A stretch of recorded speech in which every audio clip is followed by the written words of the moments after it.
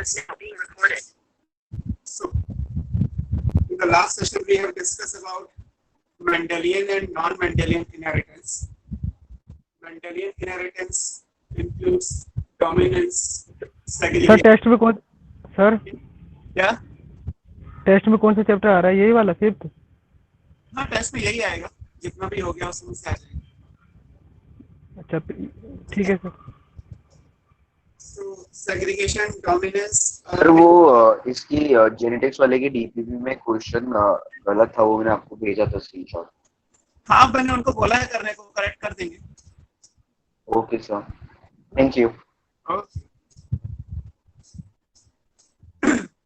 So, अभी हमें पढ़ना है फिर आज नॉन मेंडेलियन में नेक्स्ट वे ऑफ इनहेरिटेंस, क्योंकि मेंडल ने अपना जो भी कंसेप्ट दिया था उसका कोई फिजिकल प्रूफ नहीं दिया था.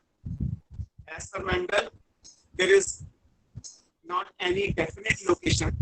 As per Mendel, because Mendel ने कोई लोकेशन को लेके बात नहीं की थी, कोई फिजिकल प्रूफ नहीं था उनके पास.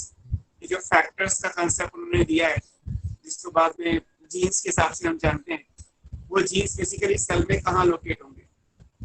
तो उस चीज को कंफर्म करने के लिए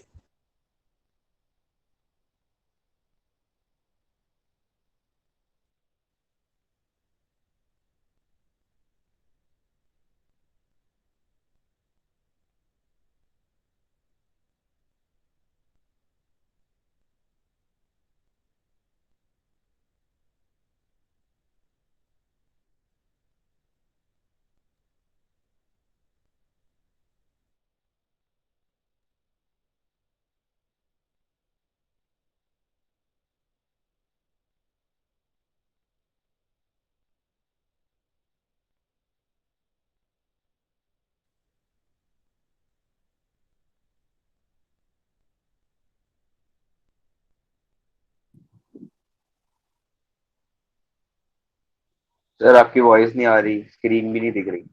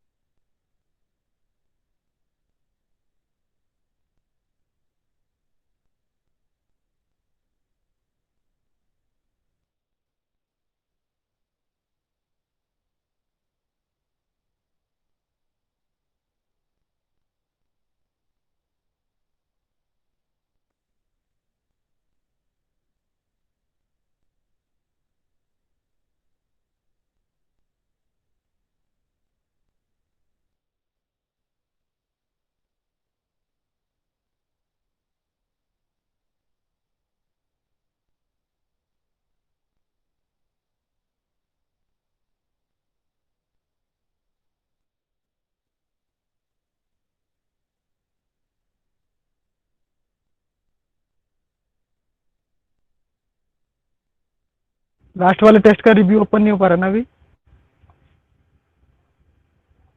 हेलो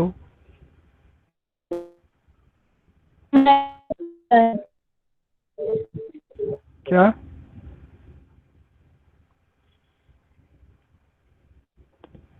मेरे में तो 3 टेस्ट का आ रहा है बस, पहले दूसरे तीसरे.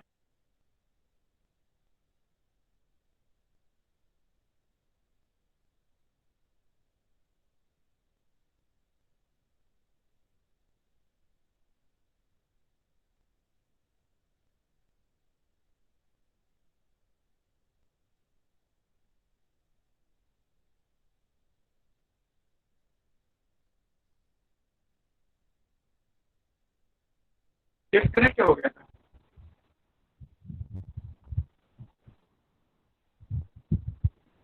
आप लोगों को स्क्रीन और साउंड क्लियर है ना इस टाइम पे?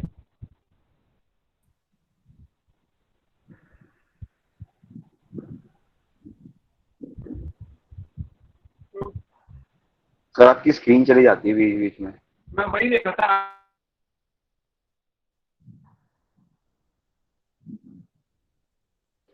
सर वॉइस भी ब्रेक हो रही है।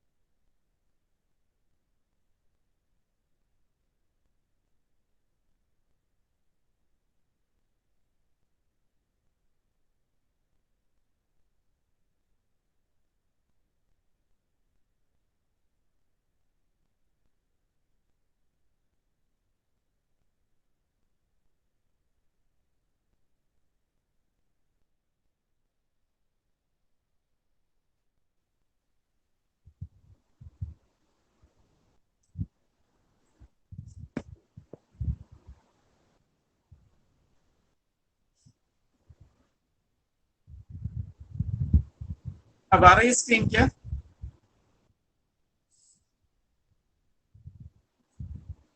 सर आप हेलो। हेलो। सर आ रही है, आवाज आ रही है? हाँ, मुझे आपकी आवाज तो आ रही है, लेकिन स्क्रीन बार बार ये ब्लिंक होके और फिर ऐप इज नॉट रिस्पॉन्डिंग करके आ रहा है बार बार। अभी क्लियर है कुछ? हाँ सर क्लियर है, पर आपकी वॉइस ब्रेक हो जाती है बीच में। ओके।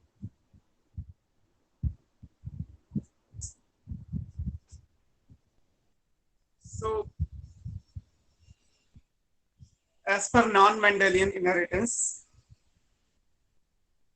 अब हमें पढ़ना है क्रोमोसोमल थ्योरी ऑफ इनहेरिटेंस। जैसे अभी तक आपने जो भी पढ़ा, हालांकि मेंडल ने जीन वर्ड यूज नहीं किया था, बट बेसिकली कहा जाए तो वो जेनेटिक लेवल पे मींस जीन्स के लेवल पे इनहेरिटेंस था। जीन्स नहीं था, उन्होंने वर्ड फैक्टर यूज किया हुआ है, तो बेसिकली फैक्टर के लेवल पे था। अगर उस फैक्टर की फिजिकल पोजीशन दे दी जाए, so those are located on chromosome, तो फिर यहाँ से एक थ्योरी आई, उसको क्रोमोसोमल थ्योरी ऑफ इनहेरिटेंस का नाम दिया गया। And this is suppose by Sutton and Boveri. और उन्होंने ये भी कहा कि जिस तरीके से एलील्स का सेग्रीगेशन आपने पढ़ा है, means capital T small T अलग अलग होते हैं, उसी तरीके से क्रोमोसोम भी मियोसिस में अलग अलग होते हैं। जैसे आप अगर स्पर्म या एग कंसिडर करेंगे, गैमीट्स बनाएंगे, तो जैसे गैमीट्स में एक एक सिंगल क्रोमोसोम है, होमोलॉगस क्रोमोसोम का पेयर नहीं है। लाइकवाइज यहाँ पे भी एलील्स अलग अलग हो गए हैं, एलील का पेयर नहीं है। और फिर जब कभी फर्टिलाइजेशन होगा, जाइगोटिक कॉम्बिनेशन बनेगा, तो जिस तरीके से क्रोमोसोम के पेयर बनते हैं उसी तरीके से एलील का भी पेयर बन जाएगा, तो वो चीज आ जाएगी। तो इसी तरीके से इसको हम देखेंगे क्रोमोसोमल थ्योरी ऑफ इनहेरिटेंस। अब जो चीजें हैं वो आपको क्रोमोसोम के लेवल पे पढ़नी है। सो क्रोमोसोमल थ्योरी ऑफ इनहेरिटेंस ये आपको पढ़ना है। आप इसको क्रोमोसोमल बेसिस मान सकते हैं ना, हम क्रोमोसोम के बेस पे इनहेरिटेंस को पढ़ रहे हैं, जैसे फैक्टर के बेस पे भी तक पढ़ा था, अब हम क्रोमोसोम के हिसाब से पढ़ रहे हैं, तो ये क्रोमोसोमल बेसिस ऑफ इनहेरिटेंस कहलाएगा। जो चीजें इंपॉर्टेंट है उसमें याद रखना है 1902 ईयर याद रखिएगा, बिकॉज अगर हम सिंक्रोनाइज करेंगे तो 1866 में मेंडल ने अपना रिसर्च पेपर दे दिया था, और उसके बाद 34 इयर्स तक वो हिडन रहा। 1900 में 3 इंडिपेंडेंट बॉटनिस्ट ने मेंडल के वर्क को रीडिस्कवर किया। 1901 में मेंडल का वर्क रीपब्लिश हुआ, और उसके एक साल के अंदर सुटन एंड बोवेरी ने 1902 इस पर्टिकुलर ईयर में इस थ्योरी को दिया है ना। इसमें जो नाम आएगा वो सुटन एंड बोवेरी दो है। सुटन एंड बोवेरी ने क्या किया, इन्होंने वर्क किया proposed chromosomal basis of inheritance.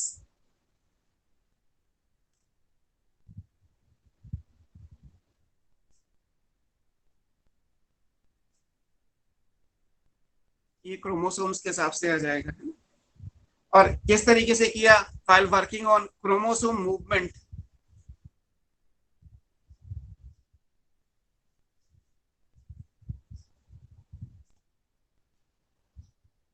During meiosis.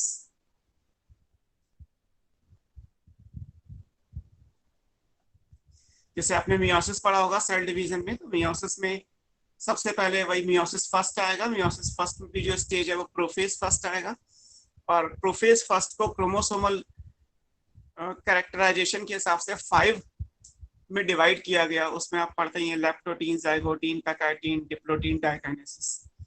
तो जब आप जाइगोटीन और पैकाइटीन को फोकस करेंगे, जाइगोटीन में होमोलॉगस क्रोमोसोम की पेयरिंग होती है, उसे साइनेप्सिस कहते हैं, and that is because of synaptonemal complex. Bivalent बनेंगे, टेट्राड स्टेज दिखाई देगी। और फिर पैकाइटीन में क्रॉसिंग ओवर होता है between non sister chromatid of homologous pair of chromosome, उसके लिए रिकॉम्बिनेज एंजाइम चाहिए। और डिप्लोटीन में आपको फाइनली वो पॉइंट दिखाई देगा जहां से क्रॉसिंग ओवर हुआ है, दैट पॉइंट इज कॉल्ड काइजमेटा। तो ये 3 हमें स्टेजेस इंपॉर्टेंट है, जाइगोटीन, पैकाइटीन, डिप्लोटीन। बाकी आप पूरा मियोसिस के बारे में जहां भी आपने सेल डिवीजन में पढ़ा होगा, तो वहां से उसी मियोसिस में जो क्रोमोसोम का मूवमेंट था उसको स्टडी करके सुटन एंड बोवेरी ने जो थ्योरी दी थी उसका नाम क्रोमोसोमल थ्योरी ऑफ इनहेरिटेंस है। और इसके बेस पे उन्होंने कहा कि जो क्रोमोसोम का बिहेवियर है,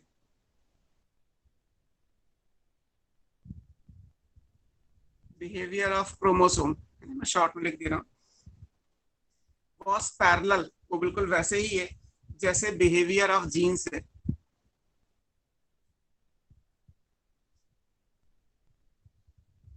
जीन्स, अब हम जीन्स वर्ड यूज करेंगे, और इसी तरीके से फिर उन्होंने मैंडल्स के लॉ को जो है वो प्रपोज किया है। अब जैसे इसमें आप पॉइंट्स पढ़ेंगे कि थ्योरी है तो लिखने की ज्यादा जरूरत नहीं है इसमें, आप उसमें पढ़ेंगे तो हमारे पास पेयर ऑफ क्रोमोसोम होता है, क्रोमोसोम भी पेयर में होते हैं, होमोलॉगस पेयर ऑफ क्रोमोसोम। जब आप जीन्स बनाते हैं तो एलील का पेयर बनाते हैं, पेयर ऑफ मेंडल फैक्टर आपने लिखा था, पेयर ऑफ यूनिट फैक्टर्स लिखा था।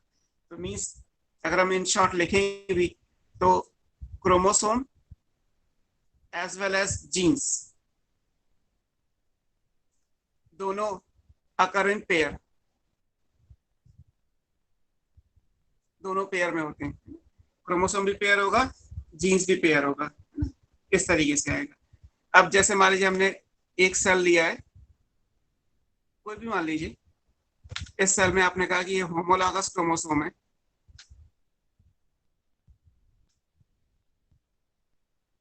इस तरीके से, तो मान लीजिए जाइगोटीन स्टेज बनी है, तो ये होमोलॉगस क्रोमोसोम की पेयरिंग हो गई। अब इस पेयरिंग में अब ये है, ऐसे जीन्स से आपने लिखे थे, ये होमोलॉगस क्रोमोसोम पेयर है, पेयर ऑफ होमोलॉगस क्रोमोसोम। अब जैसे ये पेयर है, उसी तरीके से यहाँ पे जो जीन्स होंगे वो जीन भी पेयर में आएंगे। लाइक यहाँ पे कैपिटल टी लिख लेते हैं, तो यहाँ स्मॉल टी आ जाएगा। अगर यहाँ पे कैपिटल आर है फॉर एग्जाम्पल, तो यहाँ स्मॉल आर आ जाएगा। तो जैसे जीन्स पेयर में आपने पढ़े हैं, एलील्स का पेयर पढ़ा है, वैसे ही क्रोमोसोम का पेयर होगा। ये भी इंपॉर्टेंट है कि जो एलील्स हैं वो दो एलील्स एक क्रोमोसोम पे नहीं होते, एक एलील एक क्रोमोसोम पे होता है और उतनी ही पोजीशन पे सेम लोकस पे दूसरा एलील उसके दूसरे पेयर पे, या पेयर का जो दूसरा क्रोमोसोम है उस पे होगा। तो ये भी इंपॉर्टेंट है कि two alleles of a gene pair are located on homologous sites.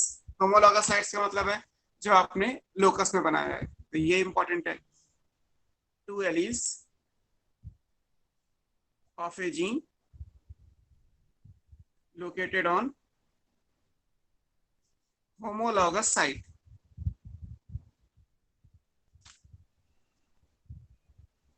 Homologous मतलब जिनकी होमो सिमिलर, लॉगस ओरिजिन, जिनका ओरिजिन, जिनकी पोजीशन सिमिलर होगी, वहां पे ये इस तरीके से आएंगे।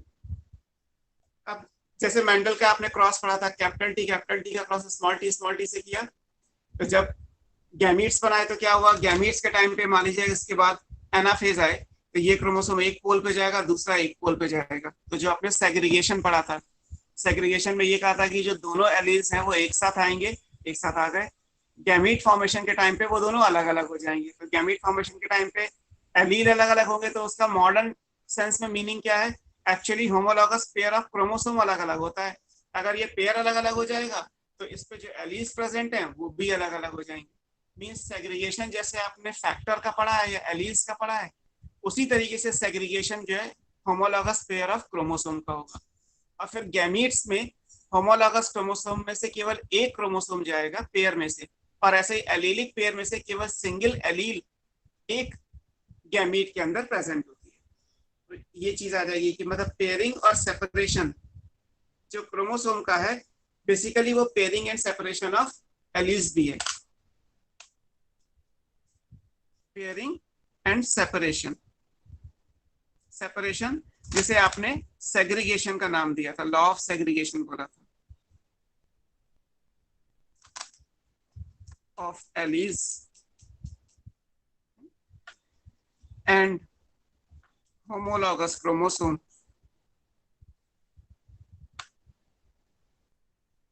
Are same. ब्लर की स्क्रीन, ये दोनों चीजें सेम आएंगी। ब्लड हो रही है,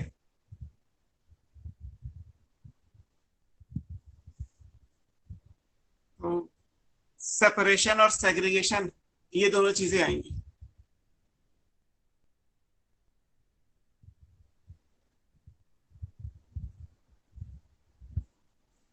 ओके, तो ये इंपॉर्टेंट है।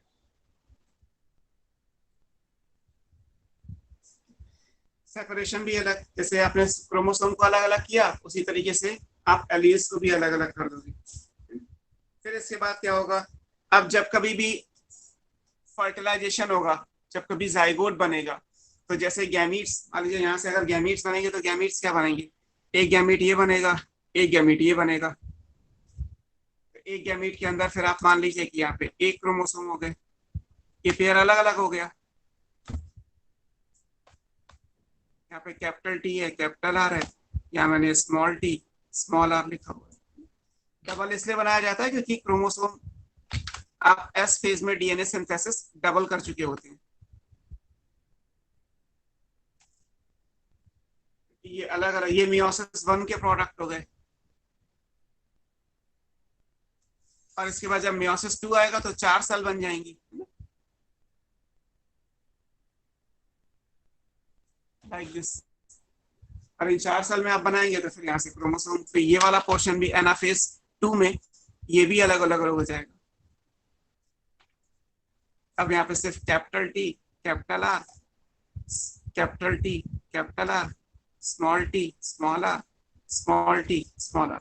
हमने क्रॉसिंग ओवर नहीं किया हुआ है, तो इसलिए दो जीन्स का कंसिडर करोगे तो क्रॉसिंग ओवर के चांसेस भी हो सकते हैं। बट अगर मान लें कि ये मियोसिस 2 का प्रोडक्ट है, हमें सिर्फ ये देखना है कि जिस तरीके से क्रोमोसोम सेग्रीगेट होते हैं उसी तरीके से एलील्स भी सेग्रीगेट होते हैं।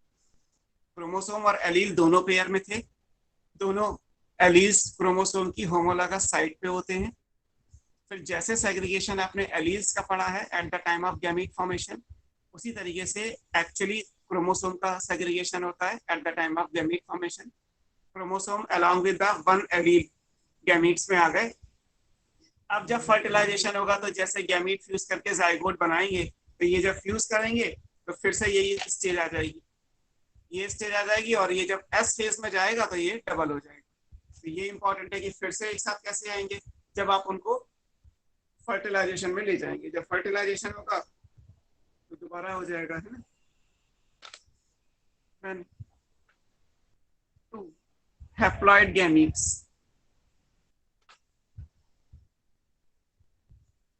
फ्यूज मींस फर्टिलाइजेशन जब होगा, उसके बाद क्या होगा, डिप्लॉयड नंबर फिर से आ जाएगा।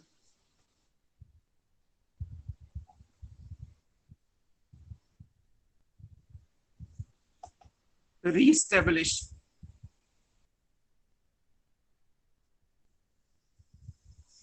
फिर से आपको डिप्लॉयड नंबर मिल जाएगा। तो इसका मतलब है कि जिस तरीके से एलील का सेग्रीगेशन हुआ उसी तरीके से क्रोमोसोम का भी सेग्रीगेशन हुआ। फिर जिस तरीके से एलील का कॉम्बिनेशन बना उसी तरीके से दोबारा से होमोलॉगस पेयर ऑफ क्रोमोसोम का कॉम्बिनेशन बना। मींस जो मेंडल ने सेग्रीगेशन का कॉन्सेप्ट दिया था वो बेसिकली क्रोमोसोम के ऊपर भी अप्लाई होता है। तो जिस तरीके से एलील का सेग्रीगेशन है उसी तरीके से क्रोमोसोम का है। तो क्रोमोसोमल बिहेवियर को एक्सप्लेन कर दिया गया बाय सुटन एंड बोवेरी, और यहाँ से थ्योरी आ गई क्रोमोसोमल थ्योरी ऑफ इनहेरिटेंस। इस पूरी थ्योरी का जो टाइटल दिया गया था वो ये कि जीन्स आर लीनियरली अरेंज, है ना। ये इंपॉर्टेंट है, हालांकि एनसीईआरटी में अभी नहीं है यहाँ पे। ये जो भी आप बनाएंगे कैपिटल टी कैपिटल आर, ये नॉन ओवरलैपिंग होते हैं। स्टार्टिंग में ये माना गया था कि जीन्स ओवरलैप नहीं करते, एक जीन के ऊपर दूसरा जीन नहीं आ सकता, दोनों जीन्स की साइड जो है क्रोमोसोम पे अलग अलग होंगी। तो ये लाइन याद रखिएगा, जीन्स आर लीनियरली अरेंज।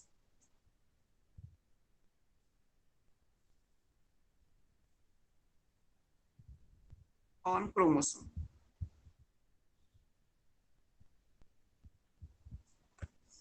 ये इंपॉर्टेंट है कि जीन्स क्रोमोसोम पे लीनियरली अरेंज होते हैं। ये हो गया हमारा क्रोमोसोमल थ्योरी ऑफ इनहेरिटेंस।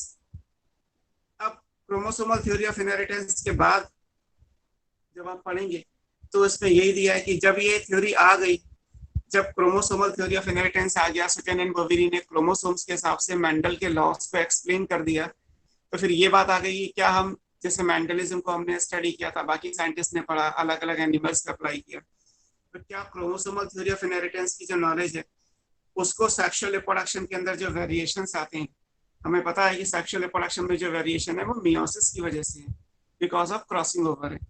जो मेंडल के हिसाब से इंडिपेंडेंट असॉर्टमेंट था वो सेल के टर्म में क्रॉसिंग ओवर कहलाता है। तो क्या क्रॉसिंग ओवर और इंडिपेंडेंट असॉर्टमेंट के रिजल्ट्स का एक्सपेरिमेंटल वेरिफिकेशन एनिमल्स पे किया जा सकता है? ये काम टीएच मॉर्गन ने किया, और फिर टीएच मॉर्गन से जो आया वो मॉडर्न जेनेटिक्स आ गया। टीएच मॉर्गन को फादर ऑफ एक्सपेरिमेंटल जेनेटिक्स कहते हैं, बिकॉज उन्होंने जो थ्योरी दी थी सुटन एंड बोवेरी ने, उस चीज को एक्सपेरिमेंटली प्रूव किया on animal, and that animal was fruit fly, Drosophila melanogaster. इसी थ्योरी को टीएच मॉर्गन ने एक एनिमल पे प्रूव किया, तो हमें फिर वो पढ़ना है कि जो एक्सपेरिमेंटल वेरिफिकेशन था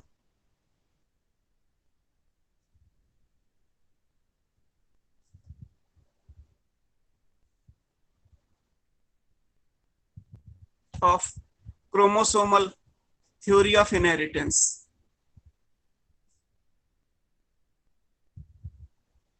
was done by T.H. Morgan। इन्होंने किया था, टीएच मॉर्गन ने उसका एक्सपेरिमेंट एक्सपेरिमेंटल वेरिफिकेशन किया है ना, उनकी पूरी टीम थी along with his colleagues using fruit fly. इनका जो मॉडल ऑर्गेनिज्म था वो क्या है, fruit fly. Fruit fly is Drosophila मिलेनोगास्टर.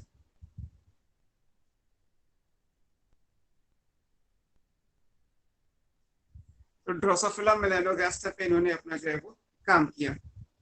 ये एक्सपेरिमेंटल मटेरियल था. बस सेम चीज को अब क्रोमोसोम के हिसाब से प्रूव करना है ना. अभी तक जैसे आप क्रॉस करा रहे हैं तो कैपिटल टी स्मॉल टी, मतलब अगर सिंपली कहा जाए तो हमने मान लीजिए कोई क्रॉस कराया, तो क्रॉस कराने में हमने क्या कंसिडर किया, हमने सिर्फ ये मान लिया कि capital T small T cross करा के ये आ गया. एक्चुअली अब जो जेनेटिक्स आ गई वो इस तरीके से आएगी कि इसकी पोजीशन कहाँ पे है, क्रोमोसोम पे.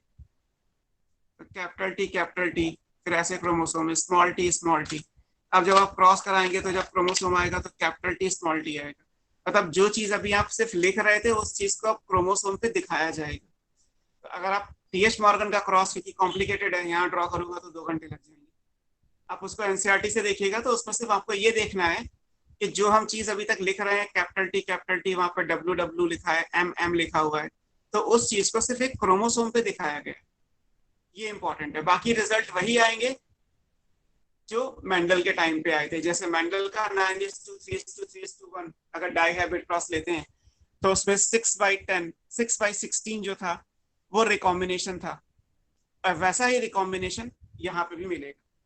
जैसे पाइजम को चूज करने के रीजन थे, उसी तरीके से टी.एच. मॉर्गन ने फ्रूट फ्लाई को चूज किया एज एन एक्सपेरिमेंटल एनिमल. तो उसके कुछ रीजन थे, वो रीजन भी बुक में मेंशन दिए गए हैं.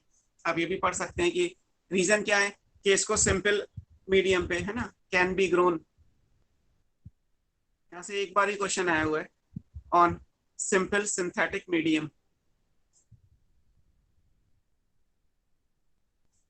आप ड्रोसोफिला को सिंपल सिंथेटिक मीडियम पे ग्रो करा सकते हैं, है ना.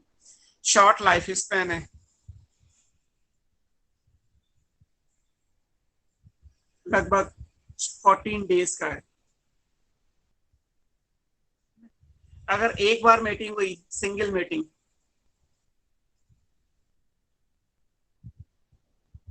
तो उससे होगा क्या, बहुत सारी बनेंगी, है ना, मैनी प्रोजेनी फ्लाइज आ जाएंगी, है ना. एक्स बहुत ज्यादा बनेंगे तो इंडिविजुअल जो आएंगे वो एक मीटिंग से बहुत सारे आ जाएंगे.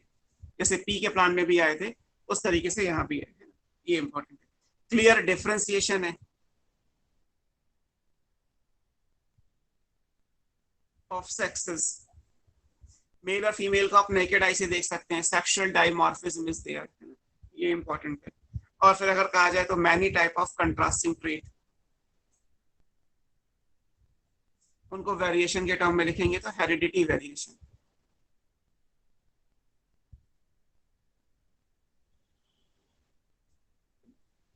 जिनको आप किसी भी लो पावर माइक्रोस्कोप से, पूरा पढ़ लीजिएगा बुक में है, लो पावर माइक्रोस्कोप से, इवन हैंड लेंस से, जो आप लैब में हैंड लेंस यूज करते हैं, उससे भी आप सारे वेरिएशंस को स्टडी कर सकते हैं. सेक्सुअल डायमॉर्फिज्म है, मेल फीमेल को आसानी से लोकेट कर लेंगे. सिंगल मीटिंग से लार्ज नंबर ऑफ प्रोजेनी आ जाएगी तो फिर सैंपलिंग साइज बड़ा हो जाएगा तो स्टैट्स लगाने में आसानी होगी. लाइफ स्पैन छोटा है. पी का तो फिर भी 2 to 3 मंथ्स का था, इसका तो सिर्फ 2 वीक का है. और जैसे हम पी को तो एग्रीकल्चर की फॉर्म में सॉइल में ग्रो करते हैं, ड्रोसोफिला को तो आप सिंपल सिंथेटिक मीडियम पे रेप्लिकेट करा सकते हैं. तो ये सारी बातें आ जाएंगी. ठीक है, तो इस वजह से उन्होंने यूज किया. अब इनके एक्सपेरिमेंट क्या है वो हमें पढ़ने हैं. उनके एक्सपेरिमेंट को जो हेडिंग दी गई है वो लिंकेज एंड रिकॉम्बिनेशन. एक्चुअली जो हेडिंग है वो ये दे रखा है, रिकॉम्बिनेशन एज पर मेंडल और linkage as per non Mendel. जैसे हमने मान लीजिए इंडिपेंडेंट असॉर्टमेंट पढ़ा और उसके एक्सेप्शंस भी हैं जो हमने नहीं पढ़े. मोनोहाइब्रिड क्रॉस पढ़ा और उसके एक्सेप्शंस हमने पढ़े. तो ऐसे ही जब मेंडल के वर्क को आप क्रोमोसोम पे अप्लाई करके पढ़ेंगे तो जहां मेंडलिज्म फॉलो होती है दैट इज रिकॉम्बिनेशन, और जहां मेंडलिज्म नहीं फॉलो होती दैट इज लिंकेज. तो लिंकेज और रिकॉम्बिनेशन क्रोमोसोमल लेवल पे मेंडल और नॉन मेंडलिज्म को शो करते हैं, इसलिए दोनों को एक कॉम्बिनेशन या कंबाइन हेडिंग में दिया हुआ है. अब इसको हम पढ़ेंगे कैसे। टीएच मॉर्गन ने जब ड्रोसोफिला पे वर्क किया तो उन्होंने लिंकेज का फिनोमेना डिस्कवर किया है ना। अगर कहा है कि लिंकेज की डिस्कवरी किसने की, तो this is given by TH Morgan. TH Morgan ने लिंकेज को डिस्कवर किया है ना। अब इन्होंने ये भी कहा, इन्होंने फिर जो थ्योरी दी हुई है, that theory is called chromosomal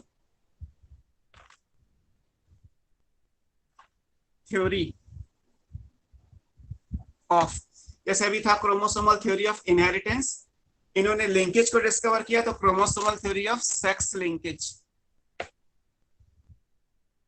sex linkage इसलिए बोला गया बिकॉज ड्रोसोफिला में भी हमारी बॉडी के तरीके से एक्स वाई क्रोमोसोम का सेटअप होता है, और जब एक्स वाई क्रोमोसोम होगा तो डिफाइंड हो जाएगा कि वाई क्रोमोसोम क्योंकि सेक्स डिटर्मिनेशन में रोल प्ले करता है, तो इट विल बी क्लियर कि वो मेल बनेगा या फीमेल बनेगा।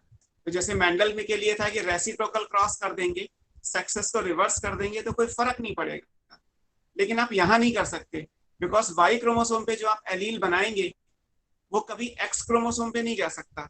वाई क्रोमोसोम सिर्फ मेल में होता है, अगर आप उसे एक्स में कर दोगे तो अकॉर्डिंगली वो फीमेल पे चला जाएगा, फीमेल में जा नहीं सकता। तो इसलिए यहाँ पे ये इंपॉर्टेंट हो गया कि लिंकेज भी होगा और side by side sex word भी आएगा, बिकॉज मेल यानी वाई क्रोमोसोम के जीन्स फीमेल यानी एक्स क्रोमोसोम के जीन से अलग अलग होंगे in the case of X Y sex chromosome, जैसे हमारी बॉडी में होता है उसी तरीके से ड्रोसोफिला में भी होता है। तो इसलिए थ्योरी को सेक्स लिंकेज का नाम दे दिया रादर देन सिंपल लिंकेज। इन्होंने ये भी कहा कि 2 फिनोमिना है जो इस चीज को एक्सप्लेन करते हैं। अगर मान लीजिए आप होमोलॉगस क्रोमोसोम बनाते हैं तो एक वर्ड आता है कपलिंग और एक वर्ड आता है repulsion.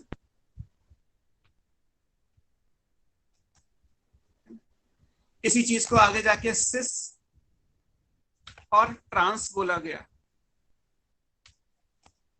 These are the 2 aspects of the same phenomena that is linkage, है ना। ये लिंकेज के ही 2 पार्ट है। कपलिंग में क्या होता है, जहां पे सारे डोमिनेंट जीन एक क्रोमोसोम पे आएंगे और सारे रिसेसिव जीन एक क्रोमोसोम पे आएंगे। जैसे हमने मेंडल का जब डायहाब्रिड क्रॉस किया था तो कैपिटल आर और कैपिटल वाई दोनों हमने एक पेरेंट में लिए थे, और स्मॉल आर स्मॉल वाई हमने एक पेरेंट में लिए थे। तो this phase is called coupling phase. मान लीजिए ये क्रोमोसोम का पेयर है होमोलॉगस क्रोमोसोम का, तो आप जब dominant gene means capital Y R Y में सिर्फ लिख दे रहा हूँ, बाकी ड्रोसोफिला में आर वाई नहीं होंगे, है ना। आप अपने हिसाब से कोई भी नाम लिख सकते हैं, ए भी लिख लीजिए अगर आपको कंफ्यूजन लग रहा है। Capital A capital B. Sir screen चली जा रही है आपकी, बार बार वॉइस ब्रेक हो रही है। मेरे पॉइंट ऑफ व्यू से तो मुझे तो एक्चुअली अपनी स्क्रीन सही दिखाई देगी और नेट कनेक्शन भी प्रॉपर है।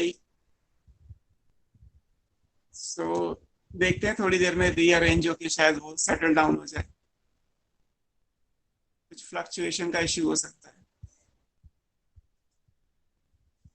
सो ये कैपिटल ए कैपिटल बी, और इसके कंट्रास्ट में जब दूसरे पैरेंट में बनाएंगे तो स्मॉल ए स्मॉल बी। अगर ये अरेंजमेंट ऑफ जीन होगा तो ये कपलिंग फेज कहलाएगा। और इसी तरीके से अगर जीन का अरेंजमेंट हम ये बनाएं कि कैपिटल ए एक पैरेंट में है और स्मॉल ए, यहाँ पे स्मॉल बी है और कैपिटल बी, मतलब both the dominant gene belongs to 2 parents and both the dominant gene belongs to 1 parent. हालांकि क्रॉस जब आप कराओगे तो हमेशा वही आएगा कि F1 जनरेशन में जो हेट्रोजाइगोट आना चाहिए। मैंने आपको शायद उस दिन भी करके दिखाया था ये चीज कि अगर आप अलग अलग ले लोगे तब भी वही रिजल्ट आएगा जो सेम में। अगर आप कैपिटल आर कैपिटल वाई इस तरीके से क्रॉस करते हैं जो आपने किया था तब भी यही आएगा। और अगर आप दोनों डोमिनेंट अलग अलग पेरेंट्स में ले लो, capital R small R capital Y तब भी जो रिजल्ट है वो यही आएगा। तो अभी हमने क्या लिया है, ये वाला, ये क्या कहलाएगा, ट्रांस अरेंजमेंट रिपल्शन, जहाँ पे दोनों डोमिनेंट जीन्स या एलीज अलग अलग पेरेंट में हैं। और ये क्या कहलाएगा, कपलिंग या सिस अरेंजमेंट ऑफ जीन, जहाँ पे दोनों डोमिनेंट एक पेरेंट में है, दोनों रिसेसिव एक में है। हालांकि जब क्रॉस कराओगे तो क्रॉस क्योंकि डोमिनेंस को फॉलो करता है, रूल ये है कि F1 में डोमिनेंट अपीयर होगा, वो डोमिनेंट चाहे एक पेरेंट से आया हो या डोमिनेंट अलग अलग पेरेंट से आए हो, F1 में सेम आएगा।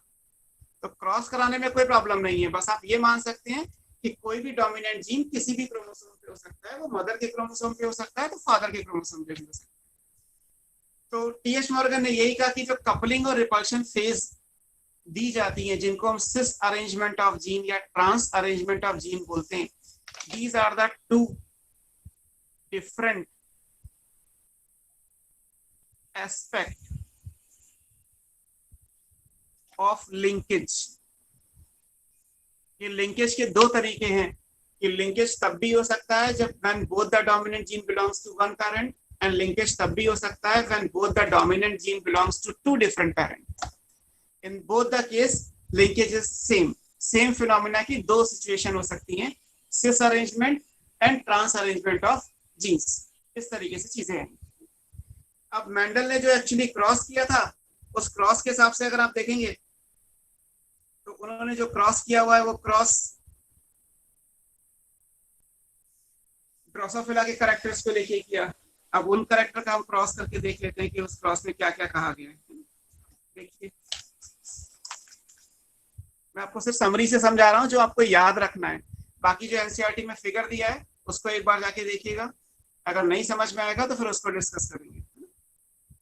एक क्रॉस ए दिया हुआ है, फर्स्ट क्रॉस अगर आप देखोगे तो उस क्रॉस में क्या बताया गया, उसमें यह कहा गया है कि अगर येलो बॉडीड वाइट आई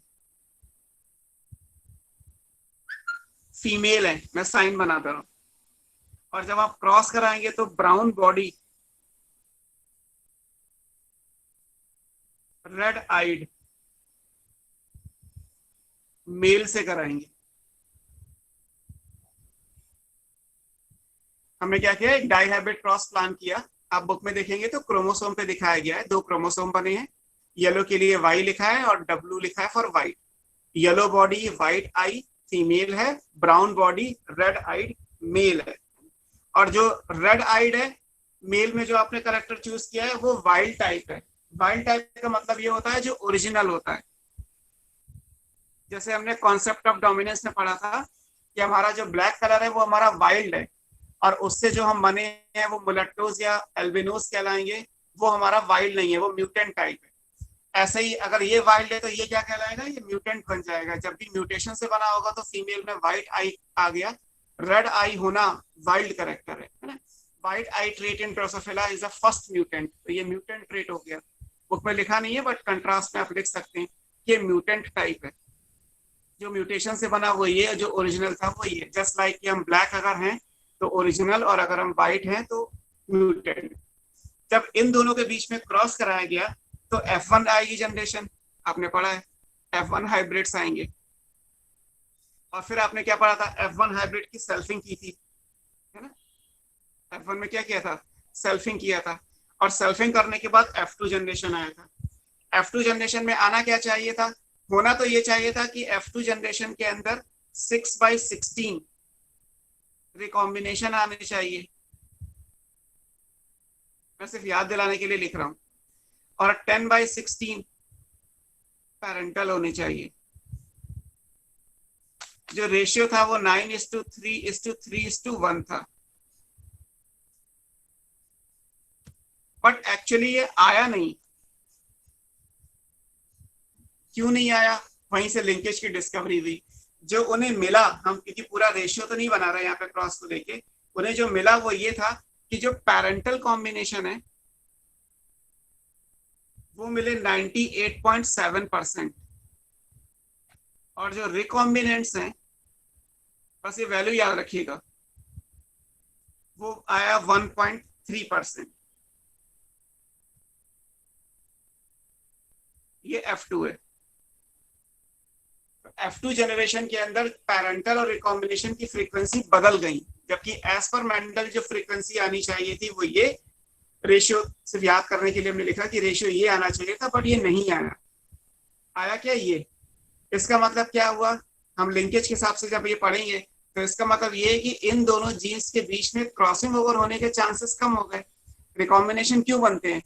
रिकॉम्बिनेशन बनते हैं क्रॉसिंग ओवर की वजह से, और क्रॉसिंग ओवर होता है इस बात पे डिपेंड कि दो जीन के बीच की डिस्टेंस कितनी है। अगर दो जीन पास पास है तो क्रॉसिंग ओवर नहीं हो पाएगा, क्रॉसिंग ओवर नहीं होगा तो रिकॉम्बिनेशन जो है वो कम हो जाएगा। अगर जीन दूर दूर है तो क्रॉसिंग ओवर आसानी से हो जाएगा, आसानी से हो जाएगा तो रिकॉम्बिनेशन जो है वो बढ़ जाएगा। जब इन दोनों जीन्स की बात की गई तो जब क्रॉस कराया गया तो ये नोटिस किया टीएच मार्कर और उनके एसोसिएट्स ने कि यहाँ पे रिकॉम्बिनेशन फ्रीक्वेंसी बहुत कम हो गई, जो मेंडल के पॉइंट ऑफ व्यू से एक्सपेक्ट की गई थी उससे ये काफी कम है। इट इज जस्ट 1.3% और पैरेंटल रिकॉम्बिनेशन काफी ज्यादा है, दैट इज 98.7%। इट मींस इन दोनों के बीच में क्रॉसिंग ओवर के चांसेस कम हो गए। अगर मान लीजिए यहाँ पे लिखा होता रेड येलो और यहाँ लिखा होता राउंड येलो और यहाँ रिंकल्ड ग्रीन, तो आपको राउंड येलो और रिंकल्ड ग्रीन तो ये मिलेगा, और जो रिकॉम्बिनेशन आपने बनाया कि राउंड के साथ ग्रीन आ जाए और रिंकल्ड के साथ येलो चला जाए वो बहुत कम मिलेगा। ऐसे यहाँ भी है कि येलो बॉडीड रेड आई और ब्राउन बॉडीड व्हाइट आई, ये रिकॉम्बिनेशन कहलाएगा। ये तो मिला है 1.3%, येलो व्हाइट और ब्राउन रेड ये टोटल मिला है 98.7%। एक क्रॉस तो ये किया गया। ऐसे फिर दूसरा क्रॉस भी किया हुआ है, दो क्रॉस बने हैं बुक में, लेफ्ट और राइट करके बनाए गए हैं, आप दोनों को देख सकते हैं। दूसरे क्रॉस में इंपॉर्टेंट क्या है, वहां ली गई है येलो बॉडी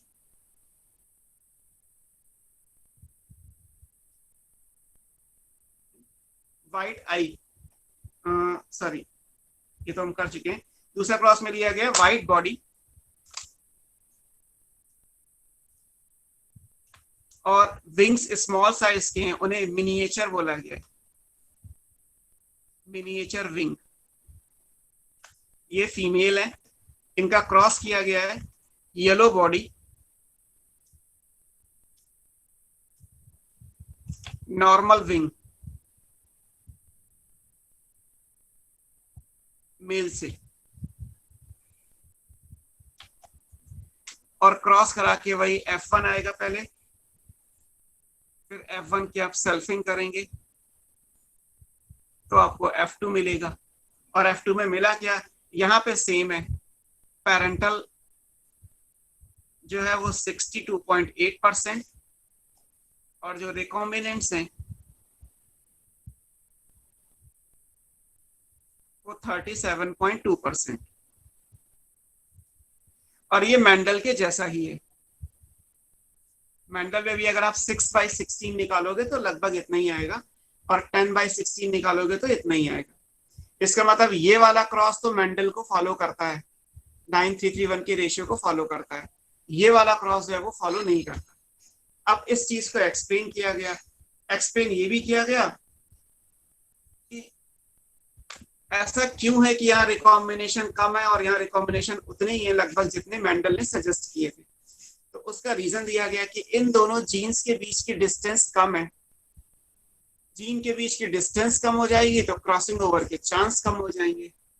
जैसे आप ऐसे समझ सकते हैं, आप बुक में नोटिस मतलब देख भी सकते हैं, क्रोमोसोम बना के भी दिखाए गए। मान लीजिए एक ये क्रोमोसोम है और एक ये, अगर हम अपने हिसाब से लिखें A B small A small B small A small B, तो दोनों जीन्स के बीच की डिस्टेंस कम है, तो अब एग्जैक्टली इनके बीच में से क्रोमोसोम टूट के अलग अलग हो पाए इस बात के चांसेस कम है। तो रिकॉम्बिनेशन की जो फ्रीक्वेंसी है वो क्या है, ये लो। क्यों? क्योंकि जीन्स के बीच की डिस्टेंस कम रखी गई है। Distance between the genes is directly proportional to linkage या inversely proportional to recombination crossing over. अगर मान लीजिए दूर दूर कर दे यहाँ पे, नहीं, अगर यहाँ पे आर है और यहाँ पे ए है, यहाँ R A small R small A small R small A, अभी आसानी से मोड़ सकते हैं, तो क्रॉसिंग ओवर नॉर्मल होगा।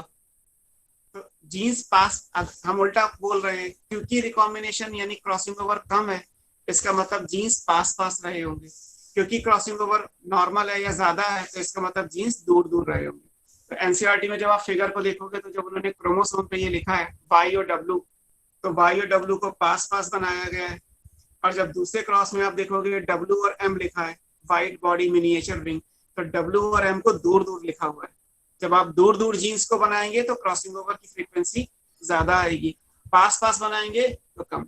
अगर बिल्कुल पास पास बना दें 1 to नेक्स्ट तो क्रॉसिंग ओवर 0 भी हो सकता है। क्रॉसिंग ओवर 0 हो जाएगा तो 100% पैरेंटल हो जाएंगे, तो ये चीज आएगी। तो लिंकेज बेसिकली क्या है, लिंकेज इसी चीज को कहते हैं। लिंकेज कहां से निकल के आएगा, लिंकेज इसी हिसाब से निकल के आएगा। व्हाट अबाउट लिंकेज, लिंकेज को हम डिफाइन कैसे करते हैं? लिंकेज कहलाता है tendency of parental combination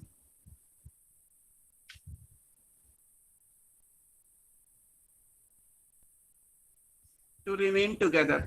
parent में जो है वो एक साथ रहने की टेंडेंसी लिंकेज कहलाती है। Tendency of parental combination to remain together, tendency of two gene to remain together. अब वो दो जीन दोनों डोमिनेंट हो, दोनों रिसेसिव हो तो भी, एक डोमिनेंट एक रिसेसिव हो तो भी, है ना, एक वाइल्ड और एक म्यूटेंट हो तो भी, जो पेरेंट में है अगर वैसा ही कॉम्बिनेशन आगे जनरेशन में रहना चाहता है, उसकी टेंडेंसी यही है कि वो बिना किसी चेंज के जैसा पेरेंट में था वैसा जाना चाहता है, तो उसको लिंकेज कहते हैं। और अगर चेंज आ जाएगा तो क्रॉसिंग ओवर हो जाएगा। क्रॉसिंग ओवर क्या है, वो लिंकेज और क्रॉसिंग ओवर एक दूसरे के प्रोपोर्शनल होते हैं। आप ऐसे भी लिख सकते हैं, distance between two genes is directly proportional to crossing over। Crossing over को रिकॉम्बिनेशन कहा जाता है।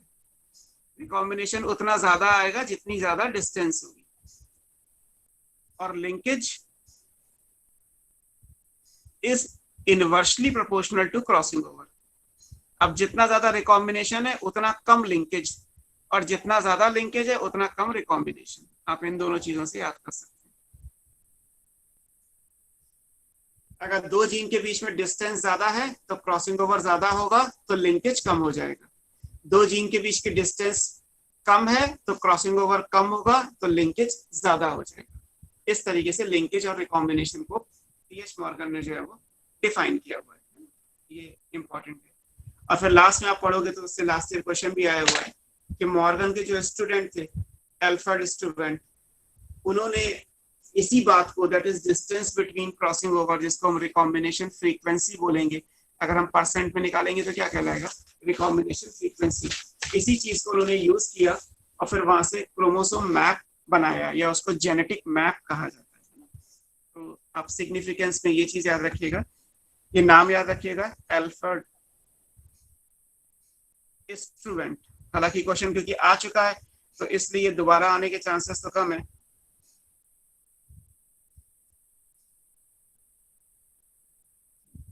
ये मॉर्गन के स्टूडेंट थे। Prepared first genetic map of Drosophila using recombination frequency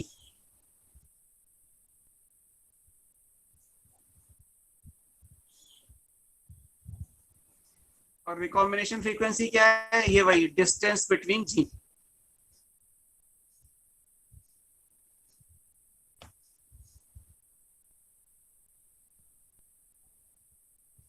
इसी चीज को यूज करके उन्होंने बोला, उन्होंने एक यूनिट का नाम दे दिया कि 1 मैप यूनिट कहलाता है। इसको सेंटी मॉर्गन कहते हैं। स्मॉल सी कैपिटल एम से लिखा जाता है, इज इक्वल टू 1% रिकॉम्बिनेशन।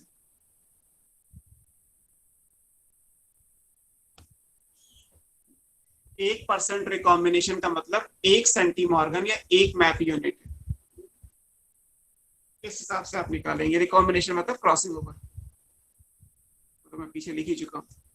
बस इसी लाइन को यूज करना है आपको कि अगर कहा जाए कि दो जीन के बीच में 30, जैसा अभी हमने लिखा कि 37.2% रिकॉम्बिनेशन है, तो एक्चुअली इन दोनों जीन्स के बीच की डिस्टेंस कितनी होगी। मान लीजिए हमने जो क्रॉस अभी बनाया था वो ये क्रॉस बनाया अभी हमने जस्ट, तो यहाँ रिकॉम्बिनेशन 37.2% है। अब आपसे पूछा जाए कि व्हाइट बॉडी और मिनिएचर विंग के बीच में डिस्टेंस कितनी है, ये दोनों एक क्रोमोसोम पे हैं, तो दोनों एक क्रोमोसोम पे कितनी दूरी पे हैं, तो 37.2% है, तो डिस्टेंस क्या हो गई 37.2 सेंटीमॉर्गन या 37.2 मैप यूनिट। 1% रिकॉम्बिनेशन का मतलब 1 मैप यूनिट या सेंटीमॉर्गन होता है।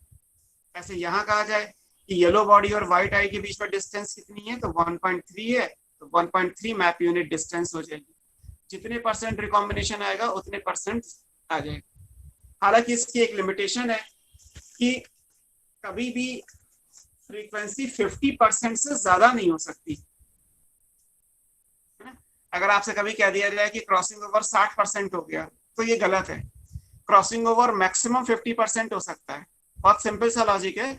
मियोसिस में क्रॉसिंग ओवर होता है। मियोसिस में आप 2n नंबर से n नंबर ऑफ क्रोमोसोम बनाते हैं और तो कुछ नहीं बनाते। मियोसिस में आप पढ़ते हैं कि क्रोमोसोम नंबर हाफ हो जाएगा। अब अगर हाफ हो जाएगा तो हाफ से ज्यादा कैसे हो सकता है, हाफ से ज्यादा तो हो ही नहीं सकता ना। मैक्सिमम ये है कि हाफ हो जाए। तो अगर ये कह भी दिया जाए कि दो जीन के बीच में रिकॉम्बिनेशन जो है वो 70% आ रहा है, तो 70% आने का मतलब एज पर कॉन्सेप्ट तो ये हुआ कि 70% का मतलब है 70 सेंटीमॉर्गन डिस्टेंस। लेकिन 70% क्रॉसिंग ओवर आएगा ये स्टेटमेंट गलत हो जाएगा। अगर उल्टा कह दिया जाए कि 70 सेंटीमॉर्गन डिस्टेंस है दो जीन्स के बीच की, तो इन दोनों जीन्स के बीच में क्रॉसिंग ओवर होने के चांसेस कितने परसेंट होंगे, तो आंसर 70% नहीं आएगा, आंसर 50% ही आएगा। क्योंकि 50% से ज्यादा तो क्रॉसिंग ओवर हो ही नहीं सकता, प्रैक्टिकली नहीं हो सकता। थ्योरेटिकली तो हम लिख लेंगे कि ठीक है हमने जितनी डिस्टेंस कंसीडर की है उतना क्रॉसिंग ओवर हो जाएगा। डिस्टेंस तो 100 सेंटीमॉर्गन हो सकती है, क्रॉसिंग ओवर 100% नहीं हो सकता। क्रॉसिंग ओवर मैक्सिमम जो है वो 50% तक जा सकता है। तो इसकी एक लिमिटेशन है कि it does not hold good for the long distances between two genes, है ना। इसीलिए जब हम ह्यूमन जीनोम प्रोजेक्ट अगले चैप्टर में पढ़ेंगे या जब ह्यूमन जीनोम प्रोजेक्ट का फाउंडेशन आया तो उसमें इस बात को नोटिस किया गया कि अगर एक बड़ा क्रोमोसोम होगा और दो जीन के बीच के डिस्टेंस निकाल के अगर हम उसकी पोजीशन देंगे तो ये गलत हो जाएगा, क्योंकि 50% से ज्यादा क्रॉसिंग ओवर हो नहीं सकता और डिस्टेंस तो 60 सेंटीमॉर्गन भी बन सकती है। इसलिए बड़े बड़े क्रोमोसोम के पहले छोटे छोटे टुकड़े करो और फिर छोटे छोटे टुकड़ों के अंदर आप जीन्स को देख के उनका क्रॉसिंग ओवर निकाल के उनकी फ्रीक्वेंसी निकाल के उनको लाइन से अरेंज करके उनका जेनेटिक मैप बनाओ। बाद में इन टुकड़ों को जोड़ देना, उनका सॉफ्टवेयर से अलाइनमेंट कर लिया जाएगा। तो नेक्स्ट चैप्टर में एक वर्ड दिया हुआ है सीक्वेंस एनोटेशन।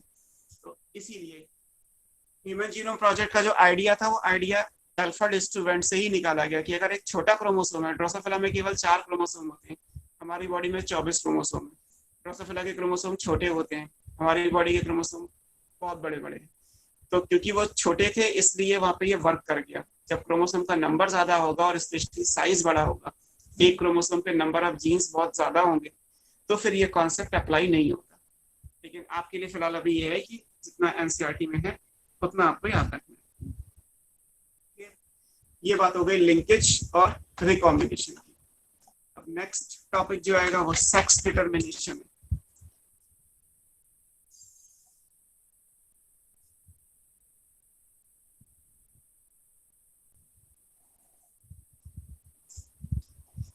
अब जब हमें क्रोमोसोम पे हम बात आ गए, क्रोमोसोम के हिसाब से हमने जीन्स की डिस्टेंस भी देख ली, वो पास पास है तो लिंकेज ज्यादा होगा, दूर दूर है तो रिकॉम्बिनेशन होगा। अब ये चीज आती है कि सेक्स डिटरमिनेशन में क्रोमोसोम्स का रोल आता ही है। हमने अभी लिखा chromosomal theory of sex linkage. ये तो ये है कि सेक्स के साथ लिंकेज है, क्योंकि जो पीछे आपने क्रॉस बनाया है उसमें ये पूछा भी गया है और उल्टा कॉम्बिनेशन भी मिलेगा। आपको इस क्रॉस में ये जरूर याद रखना है कि मेल में क्या करैक्टर लिए गए हैं और फीमेल में क्या लिए गए हैं, उल्टे मत कर दीजिएगा। उल्टे होने पे रिजल्ट उल्टा नहीं आएगा, लेकिन हो नहीं सकता क्योंकि मेल में वाई क्रोमोसोम बनेगा और वाई क्रोमोसोम पे अगर जीन नहीं है तो नहीं है, उसे आप एक्स से निकाल के वाई पे नहीं ला सकते। तो इसलिए इंपॉर्टेंट है सेक्स लिंकेज वर्ड इसलिए दिया गया क्योंकि यहाँ पे जो करैक्टर लिए गए हैं वो मेल और फीमेल के लिए फिक्स हैं। हालांकि अगर इन्हें उल्टा कर दिया जाए तो रिजल्ट पे फर्क नहीं पड़ेगा, रेसिप्रोकल क्रॉस करने से रिजल्ट चेंज नहीं होगा, लेकिन हम कर नहीं सकते क्योंकि यहाँ पे एक्स एक्स और एक्स वाई क्रोमोसोम फीमेल और मेल के लिए अलग अलग है, ये इसलिए इम्पोर्टेंट है। तो जब क्रोमोसोम के बारे में हमने पढ़ लिया तो फिर ये आ गया कि क्या क्रोमोसोम का रोल हो सकता है सेक्स के डिटर्मिनेशन में, मेल और फीमेल डिसाइड करने के लिए क्या क्रोमोसोम रिस्पॉन्सिबल हो सकते हैं। फिर यहां से कॉन्सेप्ट आया, सबसे पहले हैंकिन ने रिपोर्ट किया, याद रखना है एनसीईआरटी में इनका नाम है हैंकिंग। इन्होंने ये देखा इन बग, आप बग में भी स्पेशली मेल बग, हालांकि एनसीईआरटी में नहीं लिखा हुआ है, याद रखिएगा कि मेल बग के अंदर ड्यूरिंग स्पर्मेटोजेनेसिस जब स्पर्म बनेगा